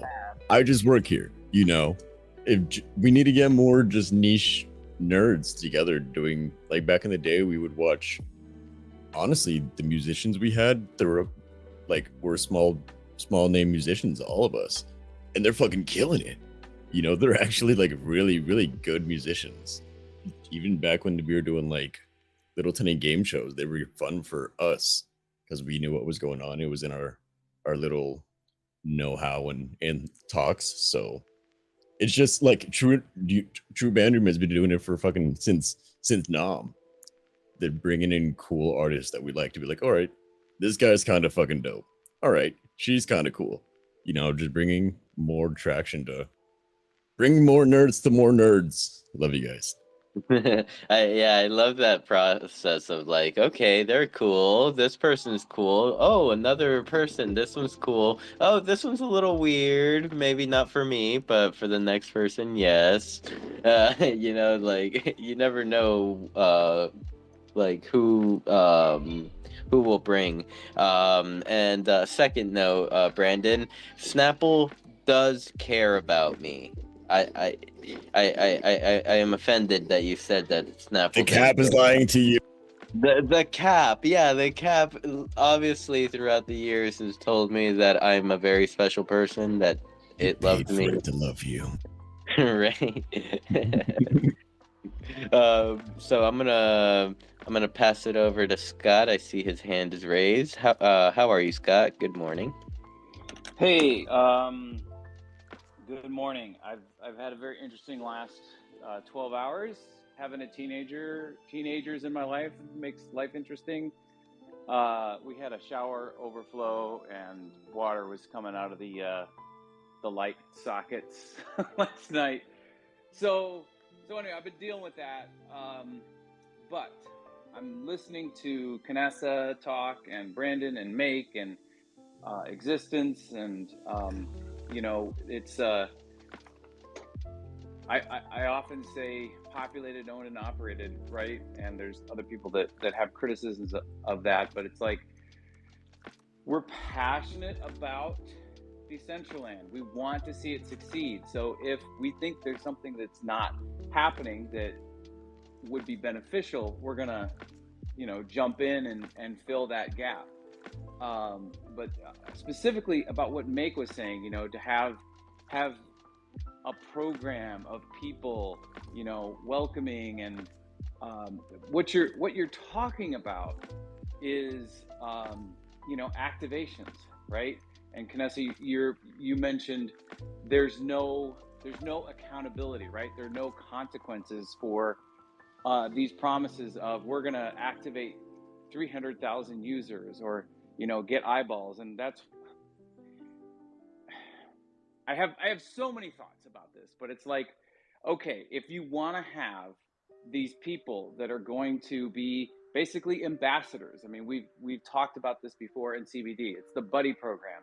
So if you're going to have people that are going to be there to welcome others, there needs to be some sort of tracking, and that requires some sort of a system. If our system is writing on a bunch of Post-it notes and then putting those Post-it notes on a bulletin board, then that's our system, right? Any one of these ideas can certainly happen, and there are analog versions of the mechanisms, the systems that need to be behind it, but there needs to be something there. There needs to be more than just us talking about it. And I'm not saying that that's all we've been doing. Lots of people in this space have been, putting the rubber to the road, have been doing the work. Brandon, I'm thinking about you. I see you and all of the content that you're making and existence. I'm thinking and talking about you. You've got this t-shirt contest. You're talking about the commercial. I'm thinking about CK. They're activating people in this space with their nail art. And Kanessa, I'm thinking and talking about you. It's like, okay, so we're all creating, but it's like a next level above. Normally what's handled at the corporate structure, at the corporate level. I just finished listening to a podcast about PLG. It's called product-led growth. So there are different ways that you can grow a company.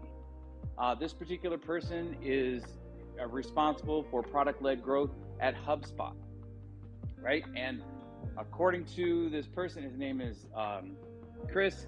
According to Chris, they're like the 5th largest software company that's out there. They're valued at $34 billion. And they made a decision about 10 years ago to switch over to product-led growth. Why am I telling you all of this? Well, if your product is going to speak for itself, if you're not going to have a huge sales force, the way that you grow your client base, your customer base, one way to do that is product-led growth. And as I was listening to this, I was thinking about Decentraland, right? There's a really compelling story about Decentraland in that anybody can come in and use it for free. That's HubSpot's model. It's a freemium model. They make all these things available to their customer base for free. How do they make money? Well, then you need to come in, you need to get consultancy, you need to get a bespoke bit of software that's created. They can certainly do that because they've already made all these other tools for free. I don't want to get too deep into the weeds about that. However, going back to PLG, the way that works is you need the development and the customers to at least be in communication with each other, so you know what's working, what's not, what are people asking for, and what are the developers delivering. I think the recent changes at the top in Decentraland have been a benefit, have moved us more towards that. We were there, Sinful and CK and a bunch of other us were there almost a year ago in Miami, and I think that was sort of like the start of that. But to get back to the systems, it's like it just takes a little bit of extra time to think about, okay, this is the end result that we're looking for. We need data, right? Data-driven analysis that Canessa was talking about to back that stuff up. All of these former proposals are still out there.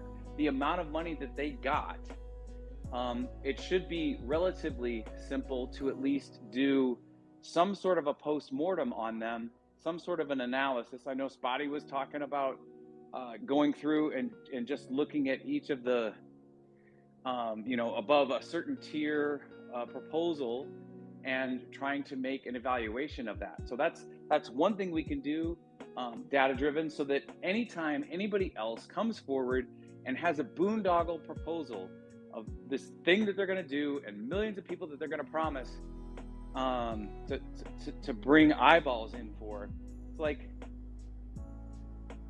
we don't need to have the debate at that time.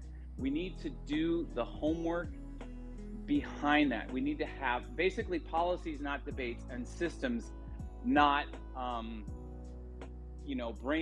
sessions, right?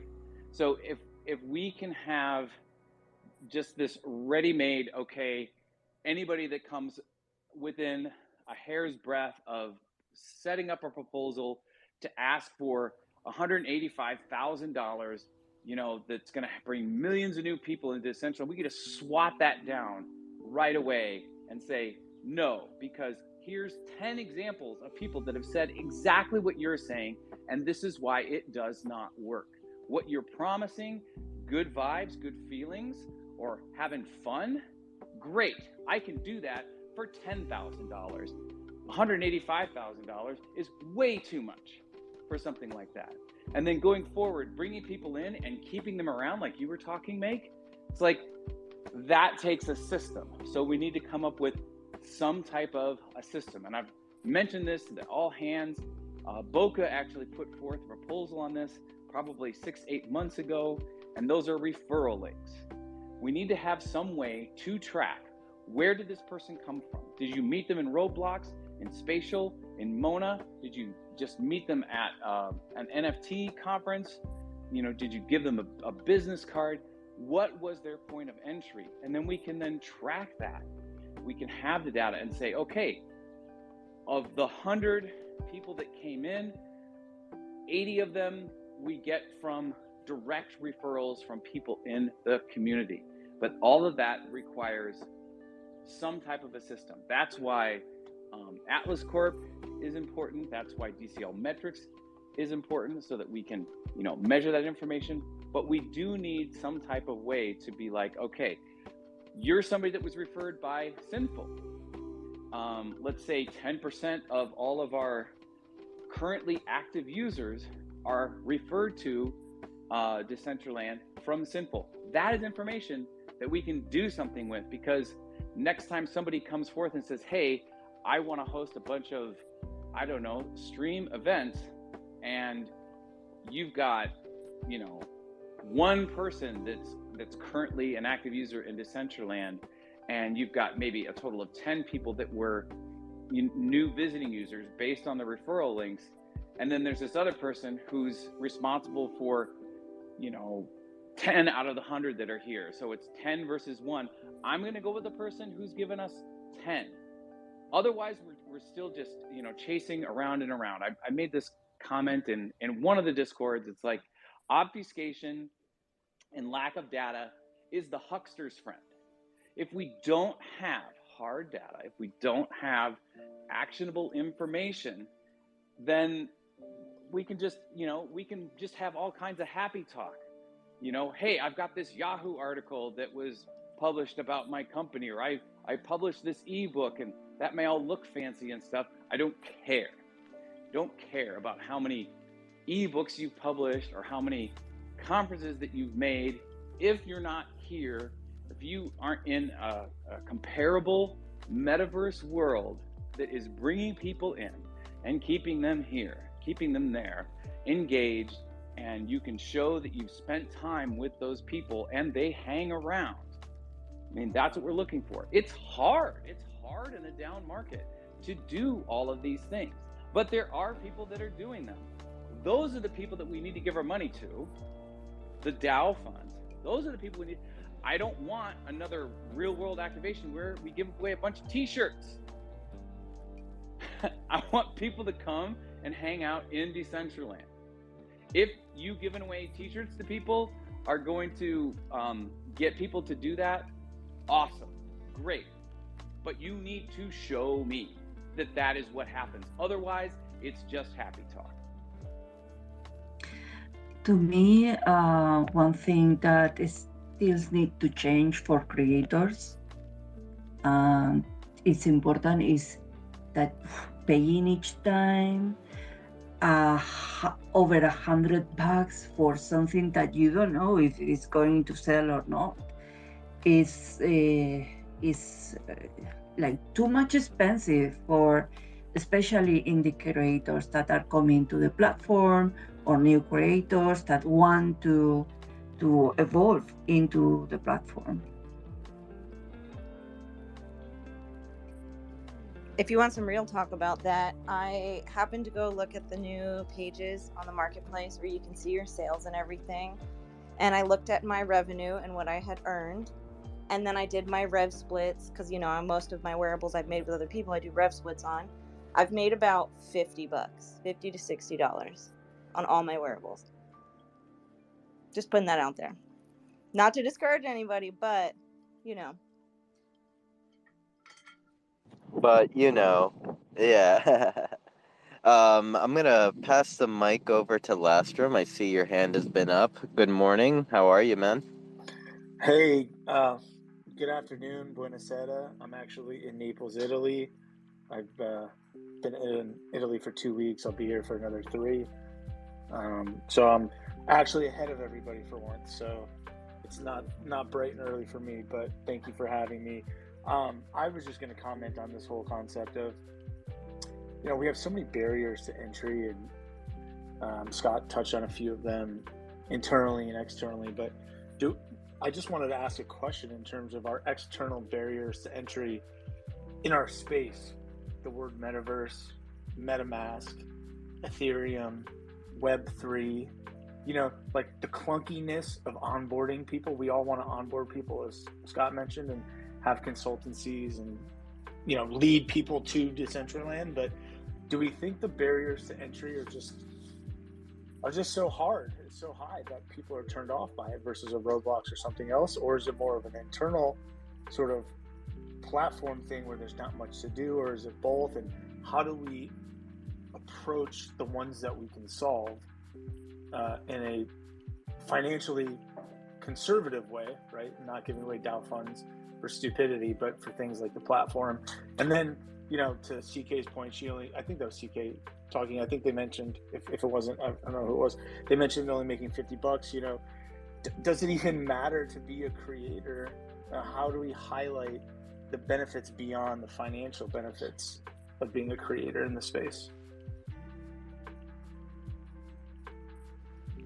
I think the benefits, I mean, for me, just being in a new space, like the days of the pioneers are gone. Like, we can't go discover a new world. We can't go discover, like, you know, some unseen horizon. Like, Web3 is the next new horizon, like pioneering that. So I think that, I don't know, like for me, I haven't made any money either, but I don't care as much because I'm learning new skills. I'm like pushing the envelope of what I ever thought I could do, because I'm not a computer person at all, and here I am. I can do like Blender now. So but at the end of the day, people do have to eat. So I think like when people like Doki and Nikki Fuego and a lot of like the wearable creators, when they can succeed, they're like use cases to show us that you can do this in some capacity. And then DJs as well.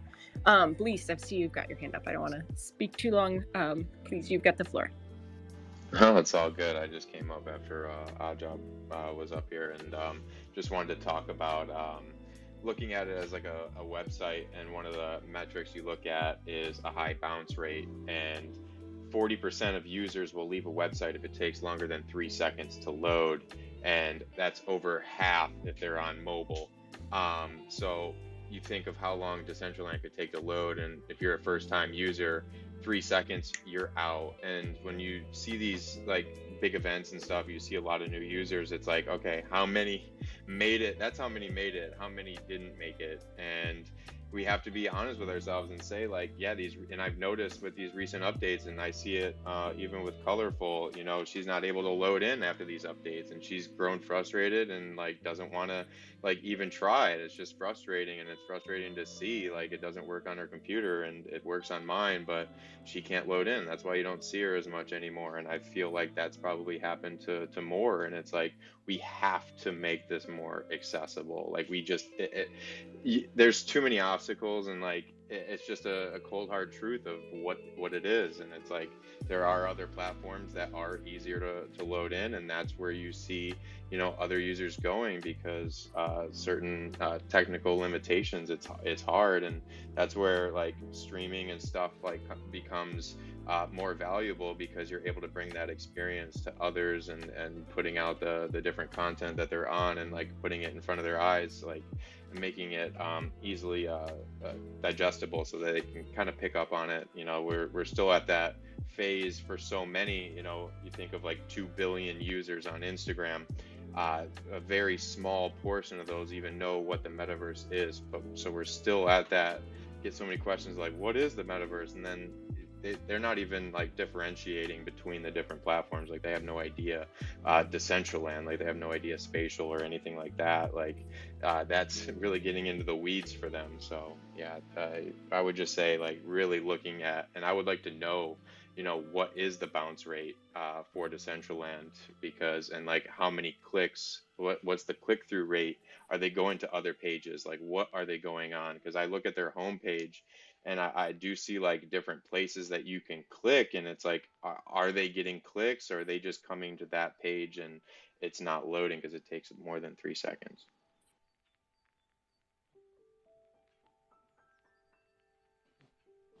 Yeah, no, that's a great point. And I think it kind of touches on what I was talking about, Blease, too, is like there are a lot of barriers to entry. So you look at that funnel that you sort of talked about, and you've got 2 billion people, and then you funnel it down into the word MetaMask and Web3, and then you funnel it down into crypto, then you funnel it down into metaverse, and then you funnel it down into loading times. And it's like, we're all down here at the very bottom of the funnel, right? And so how much of this is on us as people at the bottom of the funnel to help, you know, make it easier to get through the funnel? And how much of it is just an industry that is still very premature for what it can offer for the layman user who is part of the 2 billion, right? Instagram is very easy to log on and use. Roblox is very easy. Decentraland isn't too bad, but it's only really limited to PC, right? So, you know, everyone bickers about events and architecture, biennials and all this shit and all these grants and stuff, but we really need to focus on, you know, in my opinion, is like, I don't like the word metaverse. Web3 is, to me, a big sandbox for all the Web2 players to come in. You look at Yuga Labs, you look at all these people that are getting hired from Web2 to Web3. They're probably going to go back to Web2 and say, hey, this works, this doesn't, let's integrate it. I think Canessa was talking about Disney and stuff earlier. Yeah, sure, it's blockchain. Blockchain works, right? But it doesn't seem like Web3 does. So we're stuck in this position of, we all want to make it work, but I just wonder how much of the external barriers to entry are pushing back on that 2 billion. 3D internet. That's how I explain it. 3-dimensional internet. That's how I explain it to normies. Yeah, and I wanted to go piggyback off of what Blease is saying. You know, coming from somebody who was already, you know, established, I got like established in the Web2 space as far as an influencer goes. The ease of it, you know, being able to just turn my phone on, go on TikTok, press a plus button, and then press live. Like, that's as easy as it is for me to get on live. And then millions of people across the whole world can get on their phones, watch my live on their TikTok, and then, you know, donate or whatever they decide to do while they're watching is up to them. But, you know, it's that easy to start a stream and to watch a stream. I can't even stress enough how important mobile is, or iPads are, to be able to get into a world like this. I mean, I understand other worlds are closed worlds. It's like individual worlds where you're loading into, and this is an open concept, so it's a lot more of a load on a computer. But the reason why my 11-year-old is hanging out in Roblox and Fortnite versus, you know, sitting next to me on my computer in Decentraland is because it's really just that much easier for him to turn an Xbox on or turn a PS4 on and press 2 buttons. Loading time, like you said, takes like sometimes 10 seconds. We have an older Xbox. I'm sure the newer Xboxes go even faster. I mean, the load time on the PS5 is like, I think like for some of the load screens, I think it's like 5-10 seconds for like 4K games. So, but you got to remember, those devices are designed to work with those games. We're working in a world that is, you know, a browser thing, but you would need something more up to date to keep up with it. And I think most people don't have that yet. And I think, like, you know, we saw the rush of NVIDIA cards, how expensive it was last year and the year before that, go down a lot this year. And I think that over time, it should hopefully become cheaper for people to get a gaming laptop or a gaming PC. But people shouldn't have to go buy a $1,000, $2,000 device to then hang out in the metaverse. Like, most people aren't going to go do that, to be honest. They're so used to their phones, they're so used to their iPads, and that's just the world that people live in now. Most people transitioned out of being on their computers all day to being on mobile more. I mean, people are on their mobile sometimes 10-15 hours a day. So the fact that there's still no way to get into this from mobile without having your PC turned on and a mirror desktop on is you know, one of the barriers that I see. Now, what I've been doing lately is I've been really getting into, you know, back into streaming on TikTok. And I didn't have access to it for a while because I wasn't able to stream from my computer to TikTok, but I finally got access to that, like, I think a month or two ago. And I've really been diving into, like, hey, you can't hang out in the metaverse with us. You can still attend this party on your phone and watch and hang out with us. You just won't be able to interact with the chat box like the way that I am talking to. Like, I'd rather directly talk to people in Decentraland than in a chat box on TikTok. But that was before, and, you know, now it's just, you know, when you're preaching to the same choir all the time, it only does so much. And I think Ajab nailed it on the head earlier when we're just like, how much more can everybody talk about onboarding and the struggles of it versus like spending their time outreaching to other communities and getting them in here. And then if they can't get in, you give them that other option of, hey, this party's being streamed to mobile. This party's being streamed to Twitch. You can hop on your iPad and watch if you don't have the device to handle it, or if you're on the go. Most people aren't at home sitting on their computers anymore, and that's just the, you know, I've transitioned to this because I thoroughly love building digital worlds. It's something that I've done even before Web3, you know. But I just feel like there's just too much going on as far as like how busy Decentraland used to look. When we had this meeting with the UX team over the last 2 months, you know, a lot of us talked to Mayara, like a lot of the community leaders, just about our issues and what we've experienced. A lot of the things that we said in that call, or at least what I've said in that call, are starting to like happen. You know, like they're coming to fruition, and it's making it a little bit easier to get in. The one-click sign-in is huge because before you used to have to MetaMask it up, sign, then you have to wait a little bit, then sign it again, and then you get in, and then you wait on a loading screen. And I was like, I told the UX team, I'm like, why is there 17 buttons you gotta press to get into this world? There should be something as simple as 1 or 2 buttons to click, and then you're in it. Yeah, I think more people that, when you guys are out there posting links to get into Decentraland, one thing is really key, and this is just, you know, this changes with the algorithm. Algorithm changes on Twitter all the time.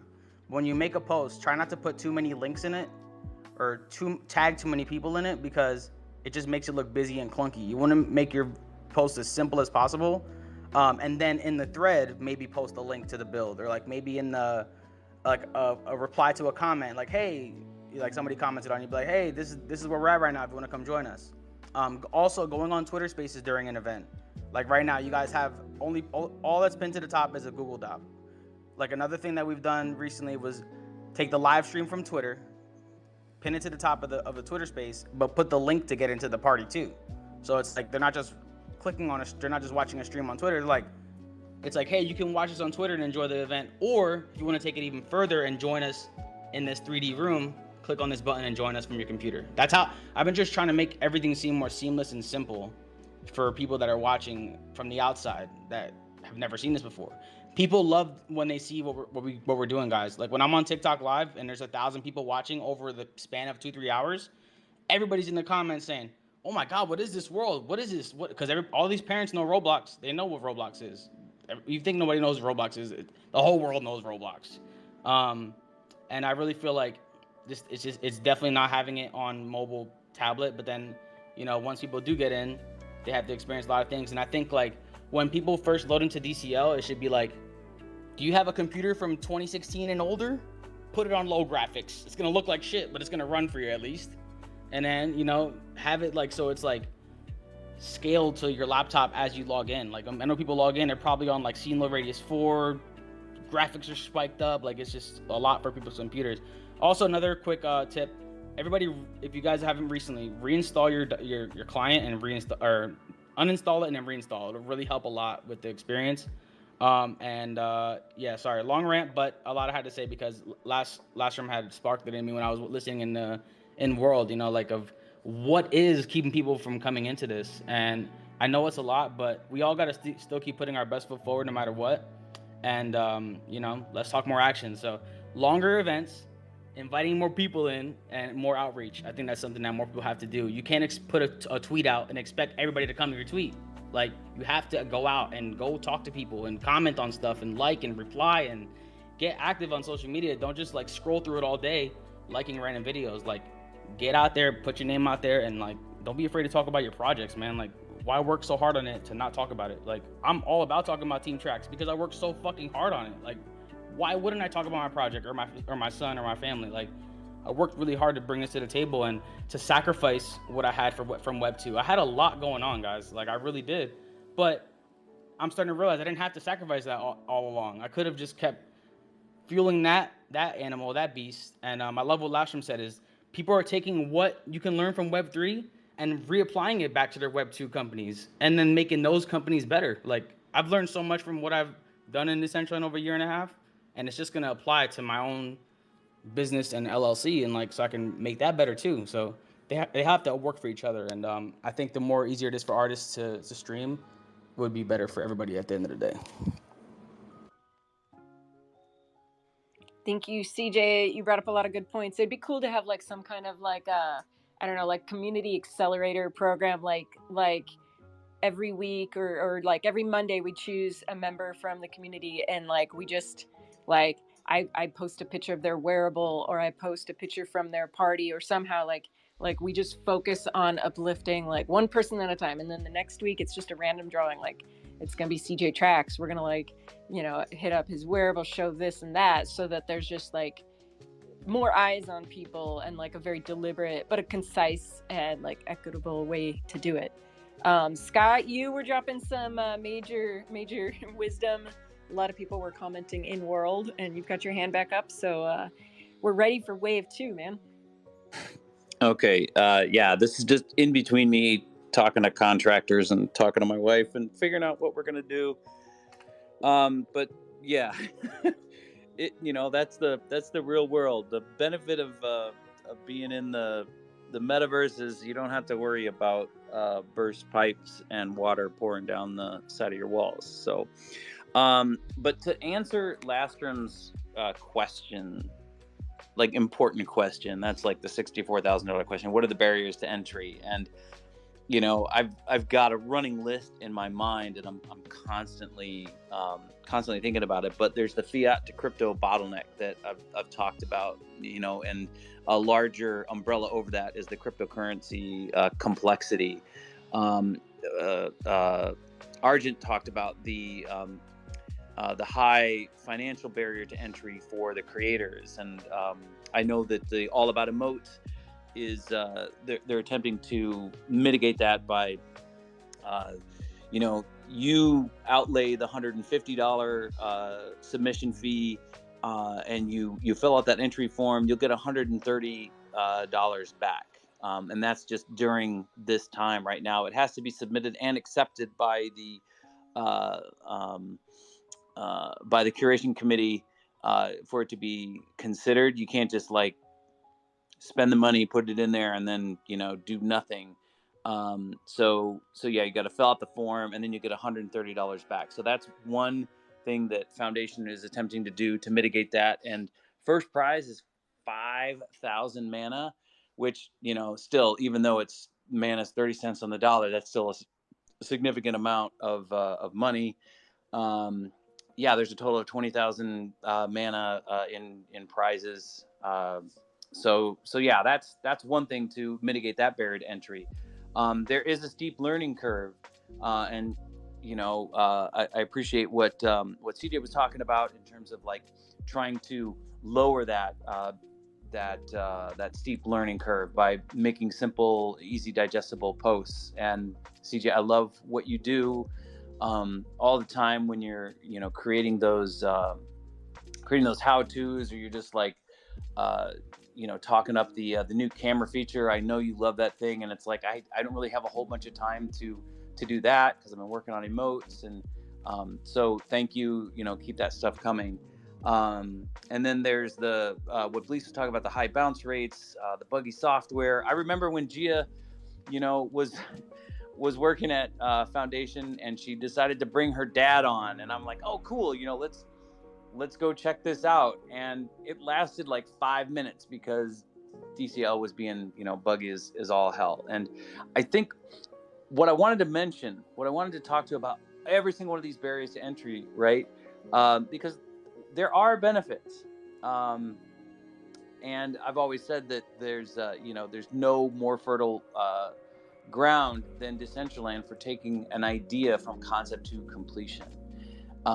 Just that there's, I don't know, 10, 15, 20 years ago when I was working in video production, when I was working at a television station, and what it took to get, you know, broadcast quality content created, and the number of people. And that's when I found out about Machinima and, you know, Rooster Teeth and Red versus Blue. And I'm just like, okay, yeah, this is definitely the future, because you don't need to be an animator. You can just play the video game and record it and create your content. I know Lastrum's done that. I mean, that's a definite benefit.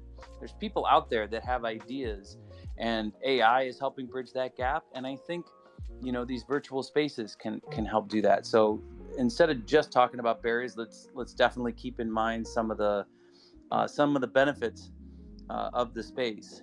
But, you know, as I'm thinking about all these barriers, I think about like where we were a year ago, and we were a little bit short on things to do in Decentraland. I think, CJ, it was you was saying, is like the two things that you could do was go to the casinos or go to Wonder Mine, or maybe it was somebody else. But it's like now there's a lot more to do. And I think during this time where we've got so few visitors, I think it's incumbent on us to spend more time on these structural components, like what CJ was talking about. You know, just the one image on your tweet, and then you put the link in the post below, and don't muddy it up. I mean, I'm still learning stuff. I've got an emote collection that's being released tonight, and I thought I had a really great hook for the contest. But then Tang took the same media, same content, and she got like 5 times the engagement on the tweet, right?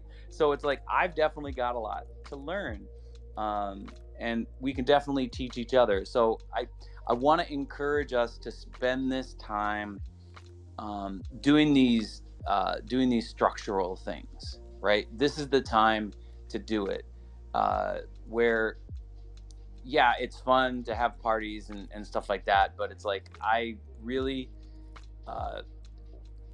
what's his name, Fran Tufro, who's doing the 2D retro, I keep talking about this, but it's like, have you guys seen it? That is something, a 2D version of the client can be something that we do on mobile. I know that H. Provacos hacked together something where he was able to chat with people in world, but he did it from his smartphone. It's totally possible. So let's nibble away at the edges. You know, having talked to a number of people at Foundation, either through, these AMAs, or now the all hands, or actually conducting interviews for articles that I'm writing. There are certain architectural limitations that we don't have.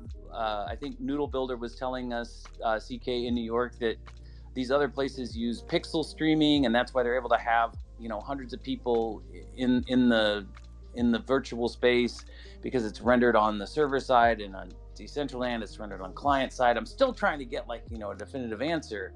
But my understanding is that there's this architectural difference, and part of that is just based on the decisions that were made early on. And during the all hands, they said, we've recognized these performance issues. So if you guys have not heard this yet, I know there was 80 people in this meeting, but if you haven't heard it yet, they are working on a new client. They have been since 3 months ago, and I believe it's coming out in the first of the year. So that is being worked on. But there are other ways that we can bring the magic and the beauty of Decentraland, in these smaller ways, like the VRM export. I think that's another, amazing benefit. DCL cast. I know people are, that are property holders that own property in Genesis City, don't necessarily like the increased functionality of a DCL world, but it's an architectural, I saw a video, and I'll be done here quickly. I know you still got your hand up, Meg.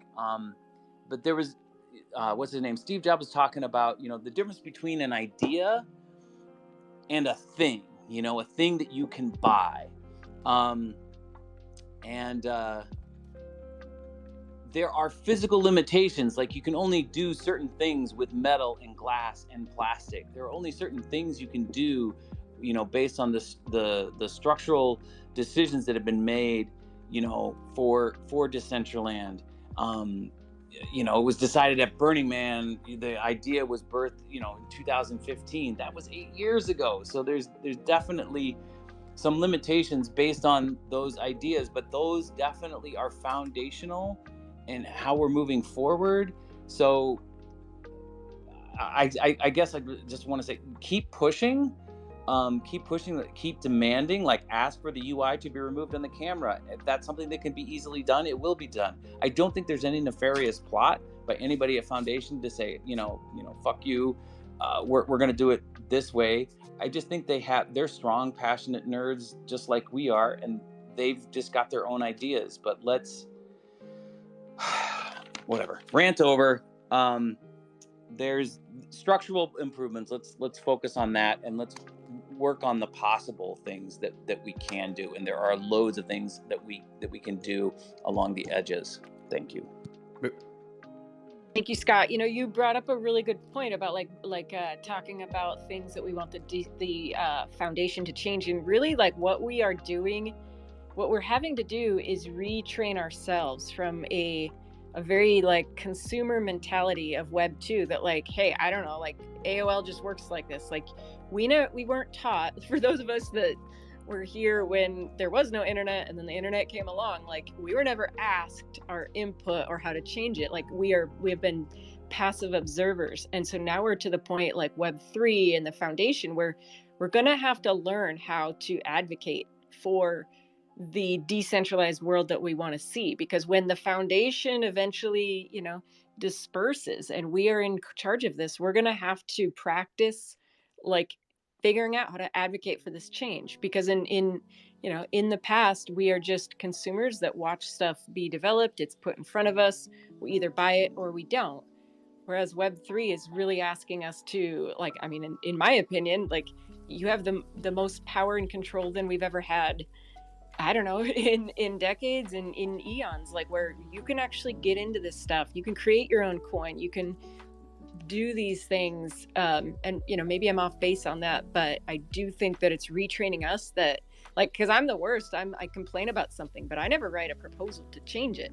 I just give the idea, and sometimes other people might take it and run with it. But we really do have to retrain our brain to be oh, I can actually change policy. I can write a proposal in the DAO and change something. And that's I would say that's very counter to what we at least in American society have been groomed and taught that we are consumers. We are consumers, good consumers. Now we need to be good advocates. Oh, Meg, you had your hand up, and I was about to go to you, and you jumped out. Oh no. Oh, Meg, if you can come back up here, definitely, you've got the floor again. Coming back up. Oh, all right. Let's see. Meg, Hey. do we have? Hey, how's it going? Good. And sorry, nothing like a phone call as soon as you get called on. So I have a thing. I actually onboard a fair bit of people, jumping around the different projects I'm a part of. I know we've got some recent beasts that I'm super excited about being there. When you're in other projects and you extend your metaverse invites, that super helps, and sending wearables and taking the time to help people in, right? Like, believe it or not, and breaking down the FUD, Sinful, myself, and Rustan had like an early adopter to Decentraland who probably paid an exorbitant amount of money to be a part and get his parcels. And there was some ill will, I think, just for where they were at. But after sitting there and inviting them to the party, sending them some wearables and showing them what it could be again, it was amazing to see the transformation, right? And we got another person in. The one thing I'd say that maybe I struggle with is like when I do bring someone new in, maybe there are settings that we're like, hey, we know these are the best easy ways to get people in. And it also seems when we get new people in, and this happened just the other day, I was bringing in a new person and I couldn't find them, and they couldn't be found. And I don't know if it was because they had to go through the beginning process of talking and trying the few things. But I think if we came up with some sort of like quick sheet of like, until you get settled into Decentraland, right? Here's some great settings to get started. Because I know whenever I get started, if I use, say, a different browser or I update my stuff, it's always like set to the absolute max of graphics and absolute settings where you might be fumbling a little bit. I think it'd be really smart of us if we had like a welcome to Decentraland sheet of like, when you get here, here's the easiest way to get started, right? Here's your realms. We're gonna meet right here. We're gonna be able to get you to meet us first. And because I know we always push through these updates, and I'm a pretty patient person, when it comes to individually helping people on, usually I'm on a Discord with them and walking them through the process. But if we could come up with that, and I'm sure Scott and them, like I've probably brought 7 to 10 new Decentraland people in within the last month, and each one of them struggled with those base settings. And since everybody's computer is different, if we come up with, hey, let's make this one sheet page that says these are the 3 menus that you should go to. Here are the base settings we're going to put you in. And then from there, we could tweak what it is you do.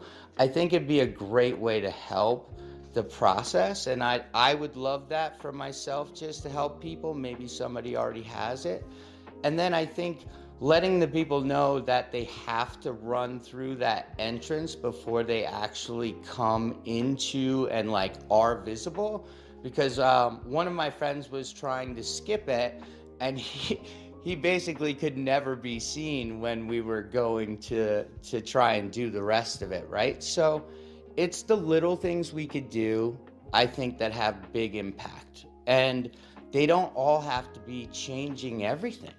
They can just be as simple as like a one sheet for best case scenario, just to get started. Because I think what all the updates do is they send everything to what the potential could be, and yet most of us can't run those potentials, right? So just the thought, I'll keep getting people in one at a time, but if anybody has anything like that, I'd appreciate it. Yeah, man. I'm actually gonna. I thank you for bringing that up. I'm gonna make. I've been making more tutorial videos again recently. Gonna work on one like that. Um, but also, I think a lot. I think I'm 31, so like I have like a lot of patience when it comes to like what I dealt with when it came to the internet. Like, literally, Web 1 was like so trash. Like, I don't think you understand. Like, getting on a computer in '95 or whatever, whenever I got one, '96 or something like that, like getting on anything or even typing something up would take forever. So I was able to like condition myself to get used to like being okay with slow internet and slow and like dial up internet. Oh my God, you have no idea. Um, but that's a great point. I think the more people that can make those type of tutorials, basically like if anybody can somehow figure out a way to do it in multiple languages, that would be awesome too. And I know Sinful had made a YouTube video. I haven't had a chance to watch the full video yet, but maybe there's something like that in there too. I posted it at the top, CJ. I know Sinful has done a couple of videos and there's more coming out. The one up there, Make, you were asking about like a lot of those basics. I would say like, I don't know. I think that those are really comprehensive because they go into like new users, how to make your name, how to like optimize your graphics. And so I think that at least is one way to get the word out there. And if people can just click on a link and it takes you right there, I don't know. Yeah, hopefully that's helpful. And I did post it above. Yeah, and I just posted a video recently too to like just to try to guide people to the Curation Station library because it has a lot of stuff in world that is done by people that are in world, so it's like less than just going on YouTube and searching for something or Instagram searching or Twitter and searching for something. I think those are great. And I hope Sinful would somehow get integrated into the library. I'm not sure if he has already. I haven't gone through all the courses because there's so many now, but it really is a lot of great knowledge you can get there, not only on how to use Decentraland and get around, but like how to play certain games in it and just really understand what you're getting yourself into before you kind of take that leap. Because my first experience in Decentraland was on a Dell laptop that was like had no graphics card. It was a pretty high speed laptop, but it still like struggled with Decentraland where I had to operate majority of the time on low and medium graphics. But it was a sacrifice I was willing to make because I enjoyed the world so much and I was willing to crash over and over and over on this laptop back then. And then I got upgraded to the PC over the summer last year when the Mountain Dew contest happened. I just so happened to be one of the lucky winners to get that. But even when I had gotten the PC, I had just upgraded to a gaming laptop anyway. So I was already going to be, changing my experience on my own by going out and dishing out, $1,000 for a new laptop, because I really, really wanted to have a better experience. I know most people can't just go do that, but I was able to do it because I am a business owner and it's something that's great to have expenses and everything too. I really feel like I said, technology is going to eventually catch up to the point where graphics cards are going to like possibly be, I've already seen phones integrated with them too, but our phones are going to become so advanced that it'll keep up with the computer to the point where, I do majority of my photo and video editing on my phone. Like I'm just so used to doing it. I've done it so many years. But getting this PC I've had it for a year now, and it's definitely like taking productivity to another level. And like having multiple monitors in front of you really takes it to a next level of productivity once you can really learn how to make if you're a content creator. But anyways, just wanted to put that out there because the tech you have or the hardware you have really does play a big role in your experience in this. And I'm not a person who gives out financial advice or nothing, but like I feel like the best device you can get right now is literally like buying yourself a good computer or a good laptop to really keep up with the next 4 or 5 years of just how fast things are going to move with AI involved now. Like there's just so much benefits to having a good running a piece of hardware. And sometimes you got to go sell a couple things you got. Go sell your Xbox and a couple things you got, and before you know it, save up $1,000 and it really is it's possible. You just gotta really put in that work, and it really is such a great thing to have a faster running device with this world that we're dealing with. It is open world. It's a huge load on most computers, but well worth the investment if you ask me. One thing that I wanted to add to that is that Scott has a tutorial for newcomers that it helped me like a lot. That is an in-game tutorial.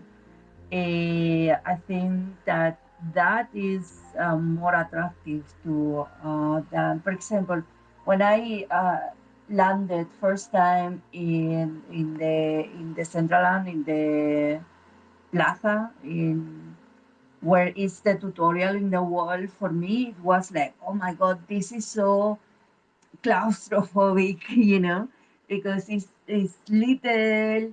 There's a bunch of people there. You cannot explore too much until you go inside. Then yes, but then it's like you jump inside and you're free to go to anywhere.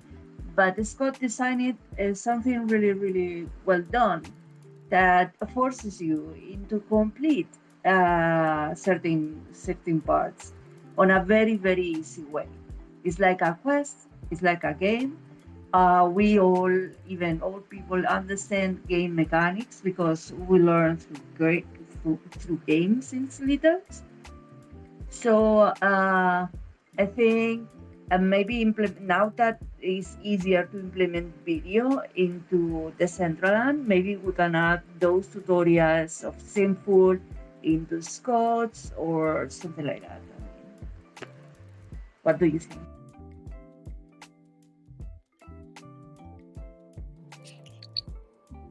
Really good ideas, Argent. I think that, everything you said, yeah, totally. And I think that like there's many different tutorials, many different like guides to bring people in. And as an educator, like one thing I know for certain is that everybody has a different learning style. Like we don't have to have one tutorial that is going to just teach, well, Maddie, DCL blogger, he used to make them tutorials coming in, but we all can make different ones. And I don't know, like I might respond better to Scott's, or I don't know, like it might just appeal to different clientele also. So I think you were talking about just different ones. I think that we definitely need that diversity because, yeah, like like personally, I wish there was a woman doing tutorial videos. And then as I'm thinking this thought, I'm like, okay, well, I guess I need to do that. I don't know. Maybe there are, and maybe I just have missed them. But thank you, Arjun. I do want to reset the room a little bit. We've got a lot of new faces that have been with us quite a while. So yeah, I just want to welcome, a lot of different friends. Thanks for being with us today. Anybody that wants to come and speak, this is an open forum. We talk about Decentraland. If you're not sure about what Decentraland is or how, why we just are so passionate, please feel free to come up, ask your questions. And yes, let's see. I don't see any hands up, so this awkward pause that I have self-created is brought to you by, I don't know. Canessa. By the way, it would be great that we hear more women doing tutorials, more women doing, that is more present into spaces and so on, because we still, not there is more men, maybe because they have more history with technology than us. But yeah, it would be very interesting to have more. Sounds like Arjun's saying that we need more women content creators, which means if you're fucking making content, start making more content. Love you, motherfuckers. Get out there. CJ's making videos. Honestly, I love y'all. Thank you, Brandon. We need it. We out here. I hear you. An example of something that happened last night at the party there when I was DJing at Spiderland was a new person had come in by the name of Music District. I've seen them a few times before, but they're, they were, I guess they stream to like Twitter and a bunch of different places like usual.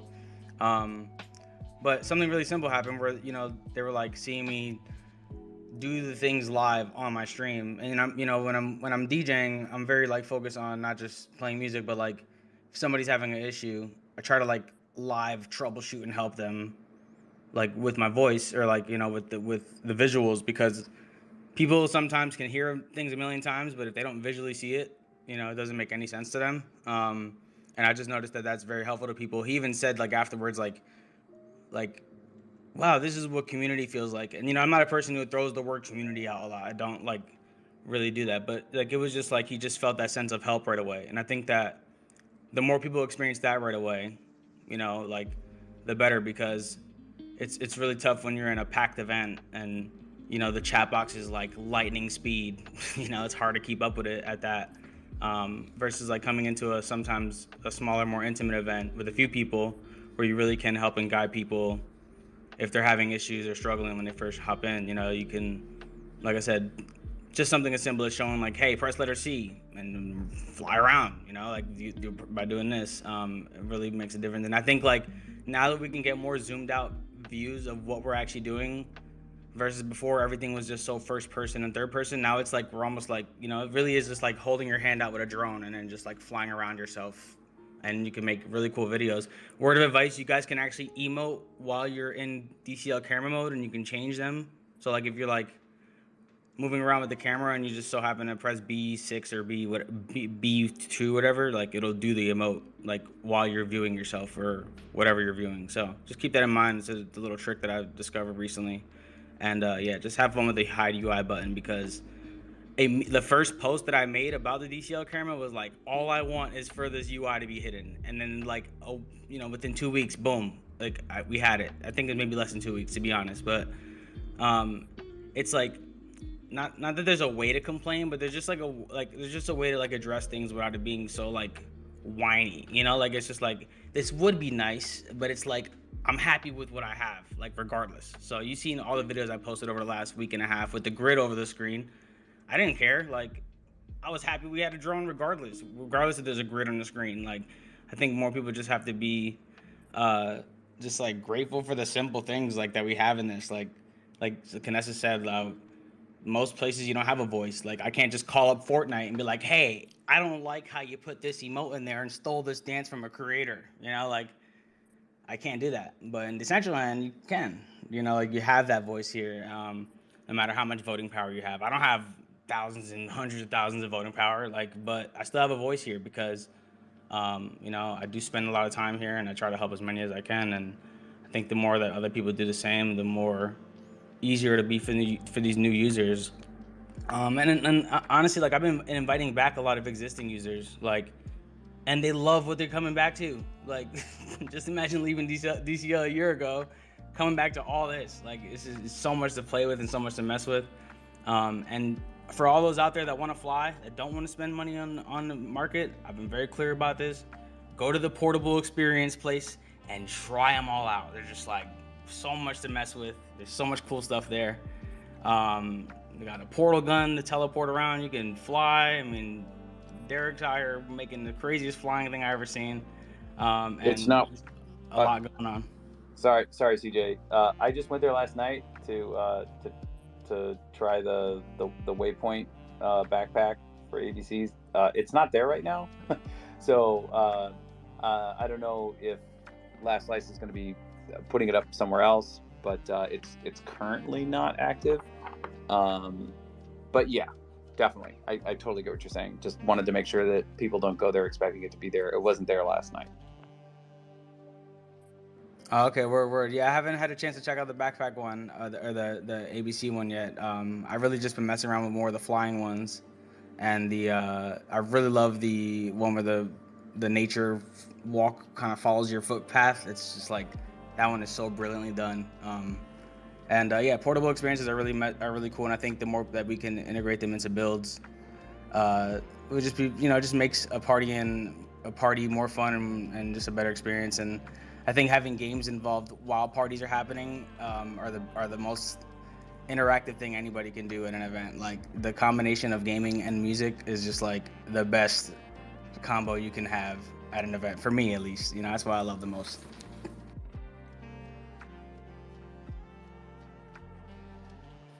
Yeah, thank you. I think there's a lot of portable experiences too that are being developed right now that we haven't even seen, and so I'm excited to see those hit. Well, not hit the market, but come out and be seen and be visible. I do. I'm just gonna chill for a second, just because I'm gonna forget it if I don't. I did post a link up here. For our SRJH and I made an emote and a wearable for KJ Walker. All proceeds go directly to KJ. Her wallet is the beneficiary. The money doesn't even it doesn't even graze Canessa's wallet. It goes directly to her. For anybody that doesn't know, her wallet was compromised. She lost some assets. KJ, she's the OG. I mean, I made a little video on my page of just I mean, I can't even say all the things that she has done to Decentraland to contribute. She made like the hair in the original like avatars. It used to be like the male hair was you could only wear it on male avatars, and vice versa, the female hair. So she, I guess, was one of the people that like broke them down to make sure that they would work on both avatars. She made, with help with another person, the builds in the blender or the builder for the cyberpunk, and then also the gallery. KJ has worked with like way hard to, I think, over 150, but hard to like pin down how many clients. Like, if you don't know who KJ Walker is, she is just, you have been touched by her. You have been affected by her. Like, anybody that got into Blender and wanted to go to a tutorial, how do I build in Decentraland? You probably ended up on one of her YouTube videos, and maybe you didn't even realize it. She's with low poly models. Or if you are wearing your favorite shirt in Decentraland, probably the person that made that was watching KJ's tutorial. And so, yep, this is just our chance. We can't undo what was done. We can't, it's it happens to us all, but this is our chance to show KJ that, like, when we say community, like, what does it mean? And for me, at least, this is my way of showing KJ what it means to be part of this community that as the Marines say, you're only as strong as your weakest link, and no man or woman or avatar left behind. So please, they're 20 mana. It's SRJH made knuckle tattoos. And then I made the emote that shows it off. It's called KJ Strong. It's in the marketplace. And then after that, I can't, I'm floored, but Martin Shibuya was like, well, why don't I give you a fox head to auction off? And if anybody knows, they're wearables. Like, the fox head, in my opinion, is just one of the grail items. Like, the importance behind it, I think maybe we don't talk about, like, when they first were coming up with avatars in Decentraland. Like, we don't talk about VR much anymore, but back then, like, we were creating this world for virtual reality. And the idea was that this fox has these gloves on. They look like giant fox hands, because the first iteration of the avatars were going to be like a head, and then like a little bit of a body, and then the hands. And the hands would have been where your VR controllers were. And so this, out of every wearable, like, the original fox head is very much like a piece of history, because this is what the first versions of our avatars were, just like this. So Shibu sent me a fox head, and we're auctioning it off, and all the proceeds are going to go to KJ. So I don't know if you guys know how much those things have sold for in the past. It's crazy, but it is in my account. You can go look at it. The bids are public. All you have to do, as if it's easy. Let me look right here. Go.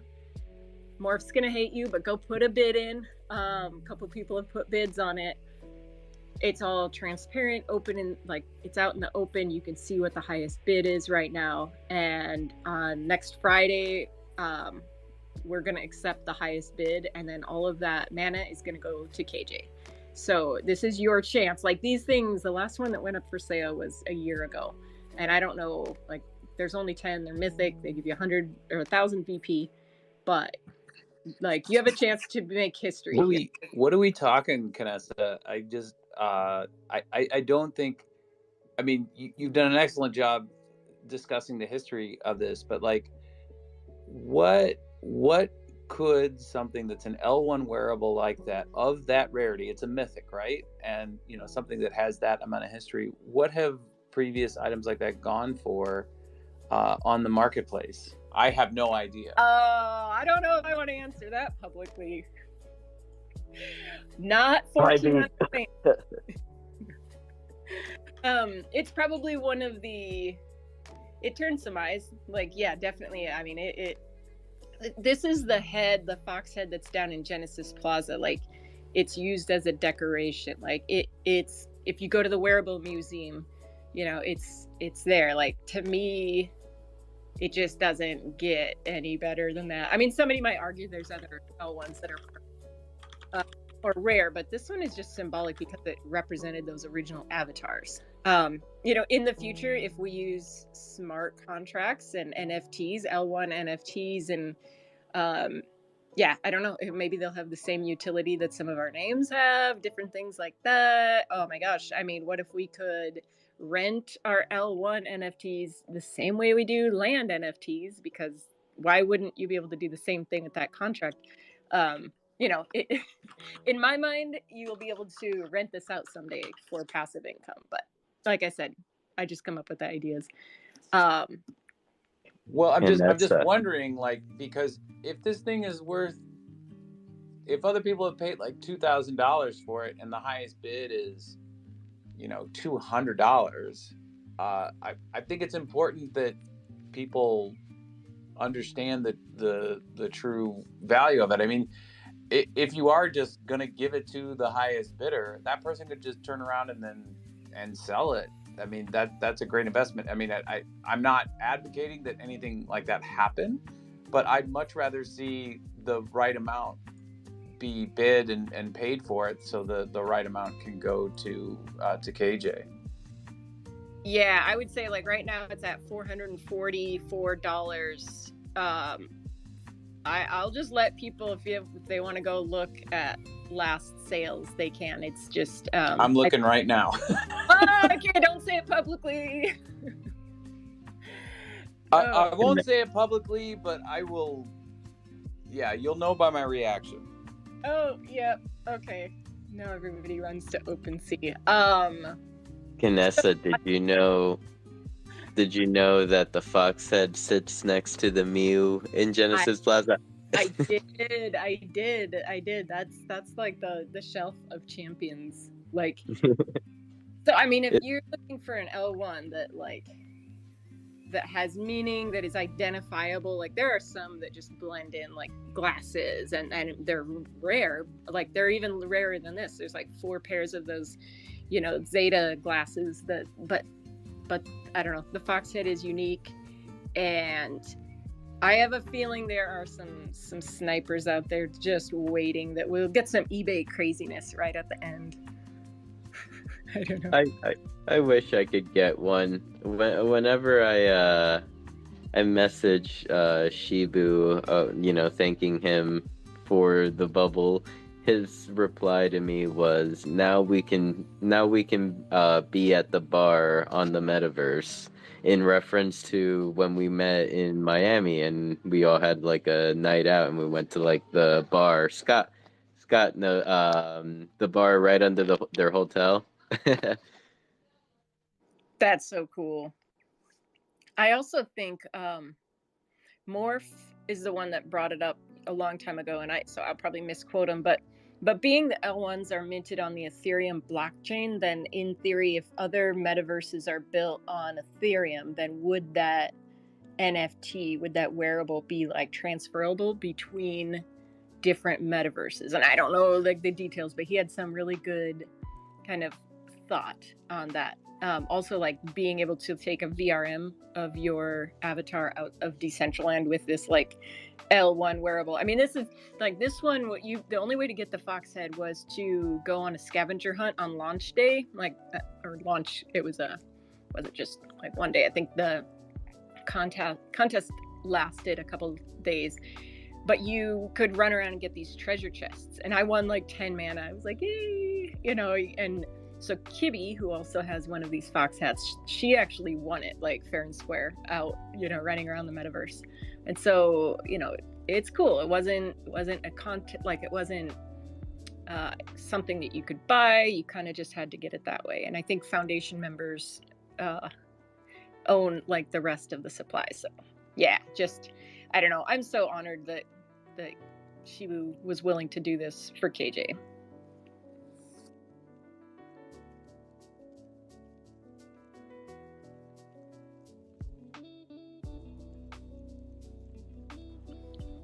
And I took a bite of my Pop-Tart as I stopped talking, and I contributed to that awkward silence. Food. I need food.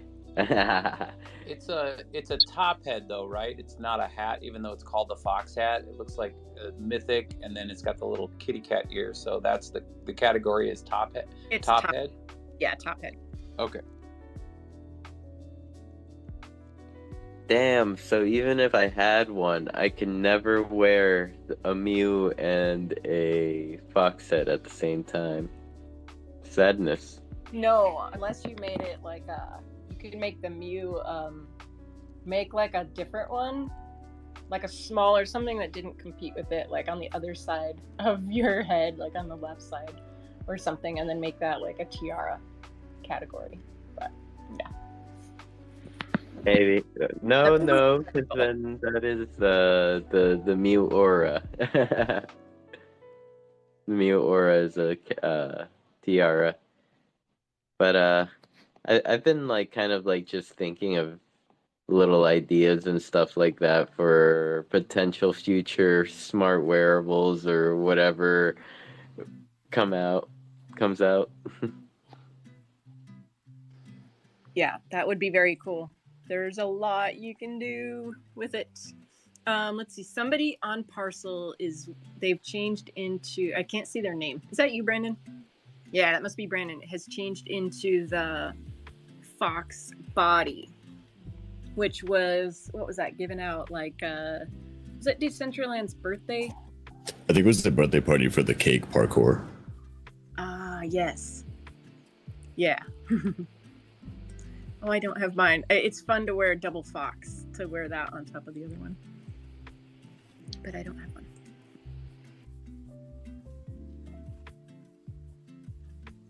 So yes, if you can't bid on the fox head, please consider the emote, the wearable. I thought about giving something away for whoever buys the most. Like, I don't know if I will or not, but like, I'm just like thinking fancy. Is fancy in here? Oh yeah, fancy.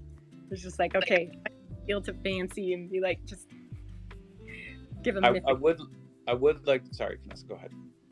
No, go ahead. I think you're in the lead, Scott. So you would be at the. Yeah, we gave away 8 pairs, emotes and wearables at the last ABC. So who knows what's going to happen next time. But I wanted to point out that you can't put a bid in. I think this is how it works. I've only you have to have the ETH in your wallet. You can't just say I'm going to bid 2,000, whatever Ethereum mana. You got to have that in your wallet. Is that correct?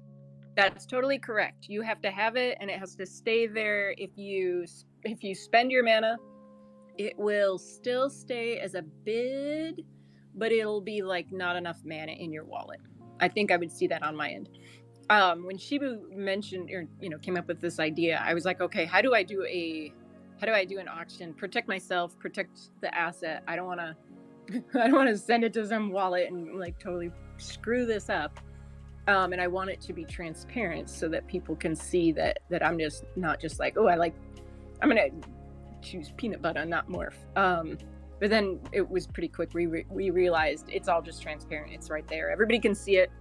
Because I was like, I don't know. Should I share like who the highest bidder is? I don't know. But yeah, so if anybody, like just for the future, it is interesting. Like if anybody has a better idea of how to run an auction, please, let me know. Because this is the best I could, the best idea I had. It seems to be working. But if anybody's done an auction, I know CKSRJH did an auction for their unique leg tattoo, and I'm not sure how they did that, but Oh, that was the Meta Waves. I don't know. Is CK still out there? I don't see them. I don't think so. Yeah. It was I think Metaverse Fashion Week. It was the Meta Waves. So it was the nails and the leg tattoo. And Saren was the winner. I do know that, but I don't know how they handled it. Yeah, I'm not sure either. But this works. I just want everything out in the open. I don't want to send it to the wrong wallet. I actually started bidding, or like I opened it up and what was it? The link was to my Foxhead. And I'm like, no, like, oh shoot, because now I have 2 on this. So I transferred mine out so that nobody could accidentally buy or like bid on mine and intending to bid on this other one. So it'll stay safe somewhere else until after this is over. Go ahead, Scott. So, I was just gonna say, I won't say like the prices, but I'll just say the current highest bid is it's a factor of 10 below what the other ones have been, and this I think will be an encouragement for people to DYOR, to do your own research. I can point you in the right direction. If you go to OpenSea and you just look under Decentraland wearables, you should be able to find it, because there's a category, and there's like upper body, hat, and top head. So you just make sure it's the approved with the blue check mark, Decentraland wearables. There's thousands, 72.4 thousand items up there, and then you could find it, and you can find out if you've got the scratch to cover that. So yeah, I want to make sure that it raises the money that it's worth. I don't want to undercut anybody. I think this is just amazing, phenomenal. Love you, Shibu, and love you, KJ, and I'm really proud to be a member of this community. So thank you, Canessa, for getting this ball rolling too. Absolutely, it's just what you do. So yeah, I hope it.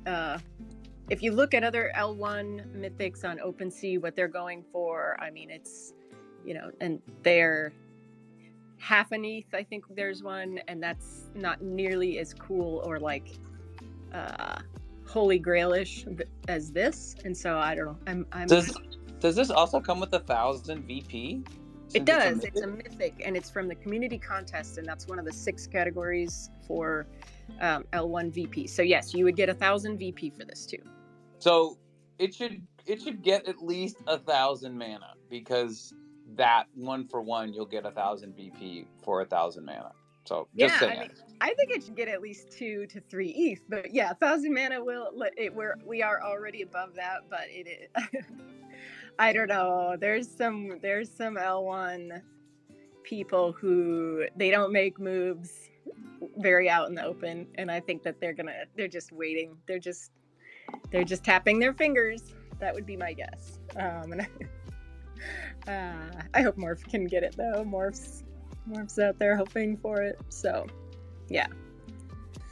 Can I do just a blind shill, a blatant shill myself? I don't normally do that in the space. Yes. Okay. I've got a release party tonight.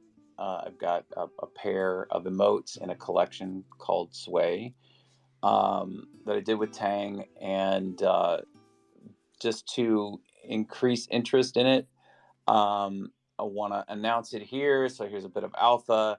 We're doing a buy one, get one free sale.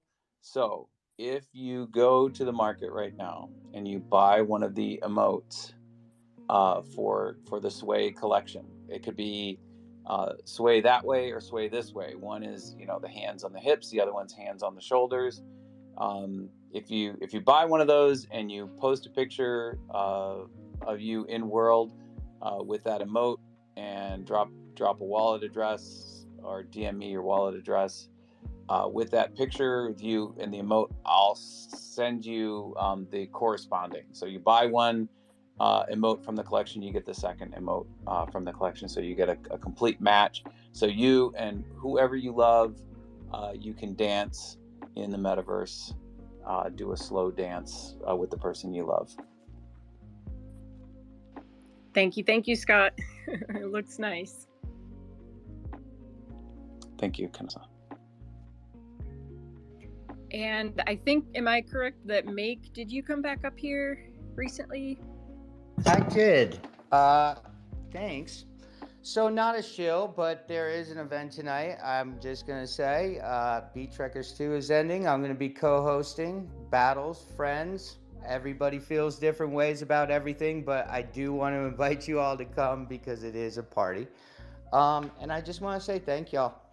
I mean, honestly, it's been so fun riding with you guys, and wherever our adventures go, I know we're gonna do it together. So I just want to thank you guys so much. Special dap to Rustan helping us learn a whole bunch of new stuff. I'm coming for your VRMs, buddy, and big love.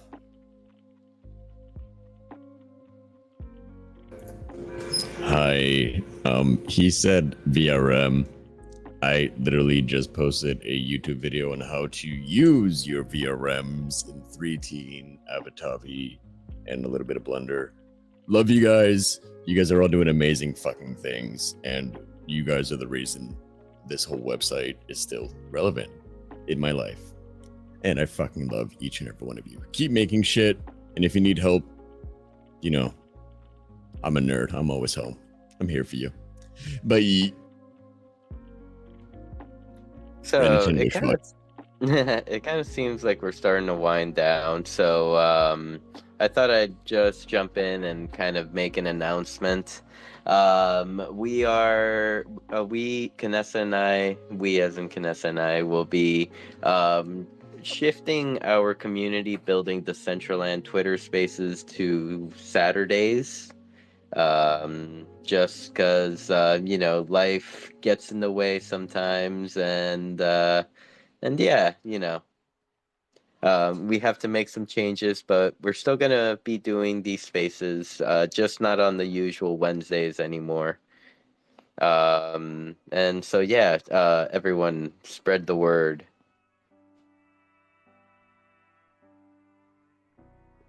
To me, cool. Will that be the? Because Oh, sorry. yeah, don't worry. I was just gonna say that Saturdays is better for me. Do you have a time? Will the time be the same just on Saturdays, or is that changing as well? Yeah, well, as far as we've spoken, yeah, we're thinking about the same time, Saturday. And yeah, so we'll be starting this coming Saturday. That's coming. So this week we have 2 community building Decentraland spaces.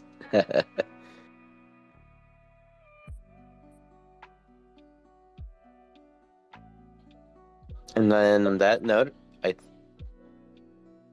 unless there's any more topics that we can cover today, maybe we can start to wind down the room. Just one other shameless shill, because you know we're all talking about events and stuff. Next week I'm starting to do a thing called Fuego Fridays, where we're gonna be bringing just like nonstop Latin DJ sets to Decentraland. Something I've always wanted to do, and I really feel like now's the time to get it done. And also that same day, September 8th, we're gonna be doing a launch party over at Furry Paws, like earlier in the day. And yeah, it's gonna be lots of fun, lots of giveaways and everything. And you guys know Furry Paws always out supporting events, and would love to see you guys at his event next Friday. Yeah, just thank you guys for always being so consistent with the Wednesday spaces. Doesn't matter what day of the week it is. You know, we're gonna be here to support you any way we can. And just, you know, this space has been helpful for so many people, and it's so easy to reach a lot of the community here.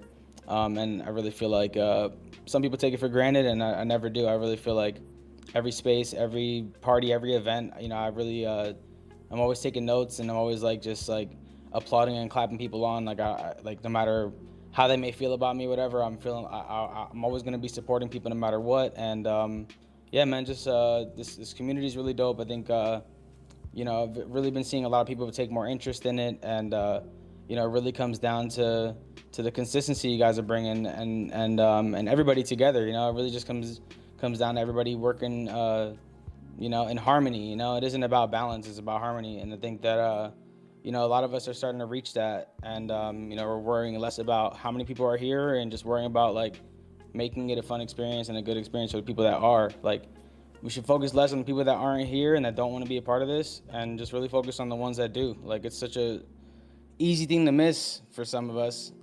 But I really feel like small crowd sometimes is good. There's nothing wrong with that at all. Like, it really allows you to get to know each other, like, versus being in a room full of thousands of people. It's impossible to get to know them all, I promise you. It's really hard, but we've been really all connecting a lot over the last year and a half, at least as far as since I've been in this. And I've seen nothing but growth from a lot of people. And, unfortunately, the term WAGMI is a great one, but, sometimes people aren't going to make it, and that's just a part of life. And we all have to, like, it's about how you bounce back from things. Some things are going to happen along the way. It's not always going to be rainbows and butterflies. No matter what world you're in, no matter what business you're in, doesn't matter if it's the metaverse, Web 2, whatever. It's always going to be something along the way. There's always going to be people that don't like you and all this and that. But, you really just got to focus on the people that do show up, that do show love. And, that's just always been my focus here. And I've hoped that everybody can do the same for the people that are spending their time here, because people could watch TV, they could be watching Netflix, they could be watching a million things, but they spent their time and they're spending their time in your world. So thank them more, it's really not a hard thing to do. So, but nothing but love to the Wednesday Twitter space. Saturday's coming up, we're gonna pull up and just contribute any way we can. And thank you for always being consistent with this. Appreciate y'all.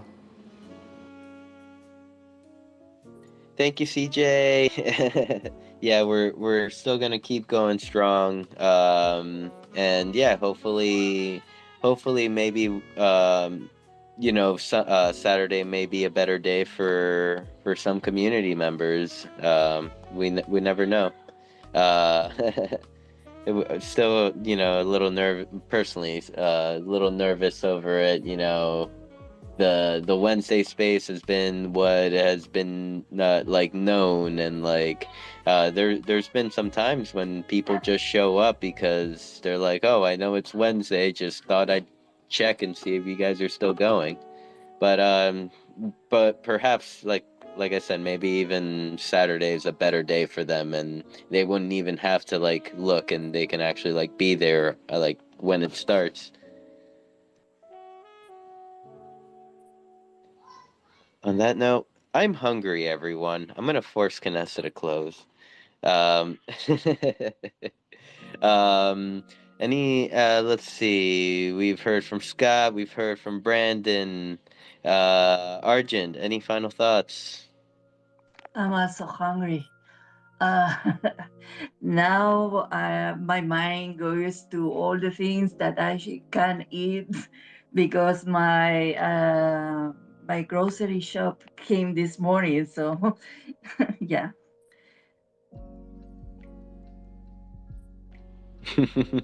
Are you gonna eat too? Yeah, and I'm gonna eat, and I'm gonna work a little bit in my space in my wall in the Decentraland to update Pavilion. Probably I'm going to put Pavilion display there at the head and so on. So I hope maybe for the end of the week I have something, maybe we can do an event there of an official opening of my wall in there. What do you think?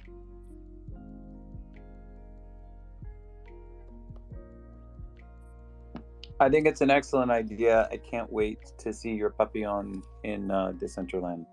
I second that. Sorry, real quick before we my bad. We Go are ahead. in my bad.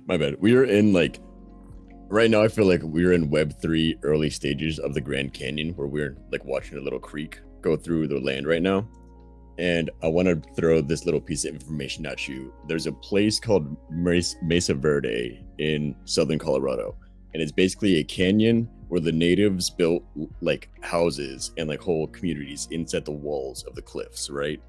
And that's what I see us. I see us making our little cliffs and hills and little parties inside the hills of this Web3 land that's being created under our feet.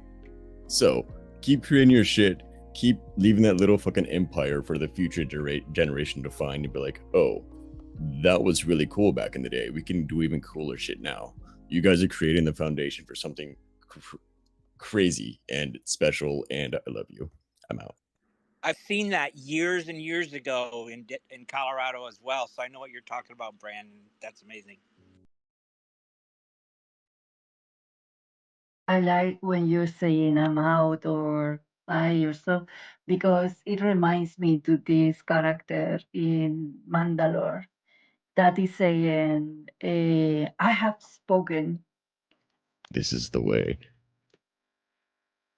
This is the way.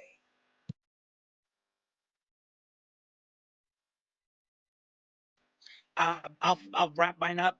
Shout out to Rustan. He's soon there will be a AKCB World in Hyperfi. Also, if you have one, he has the video to make it a VRM. And Donut Taco.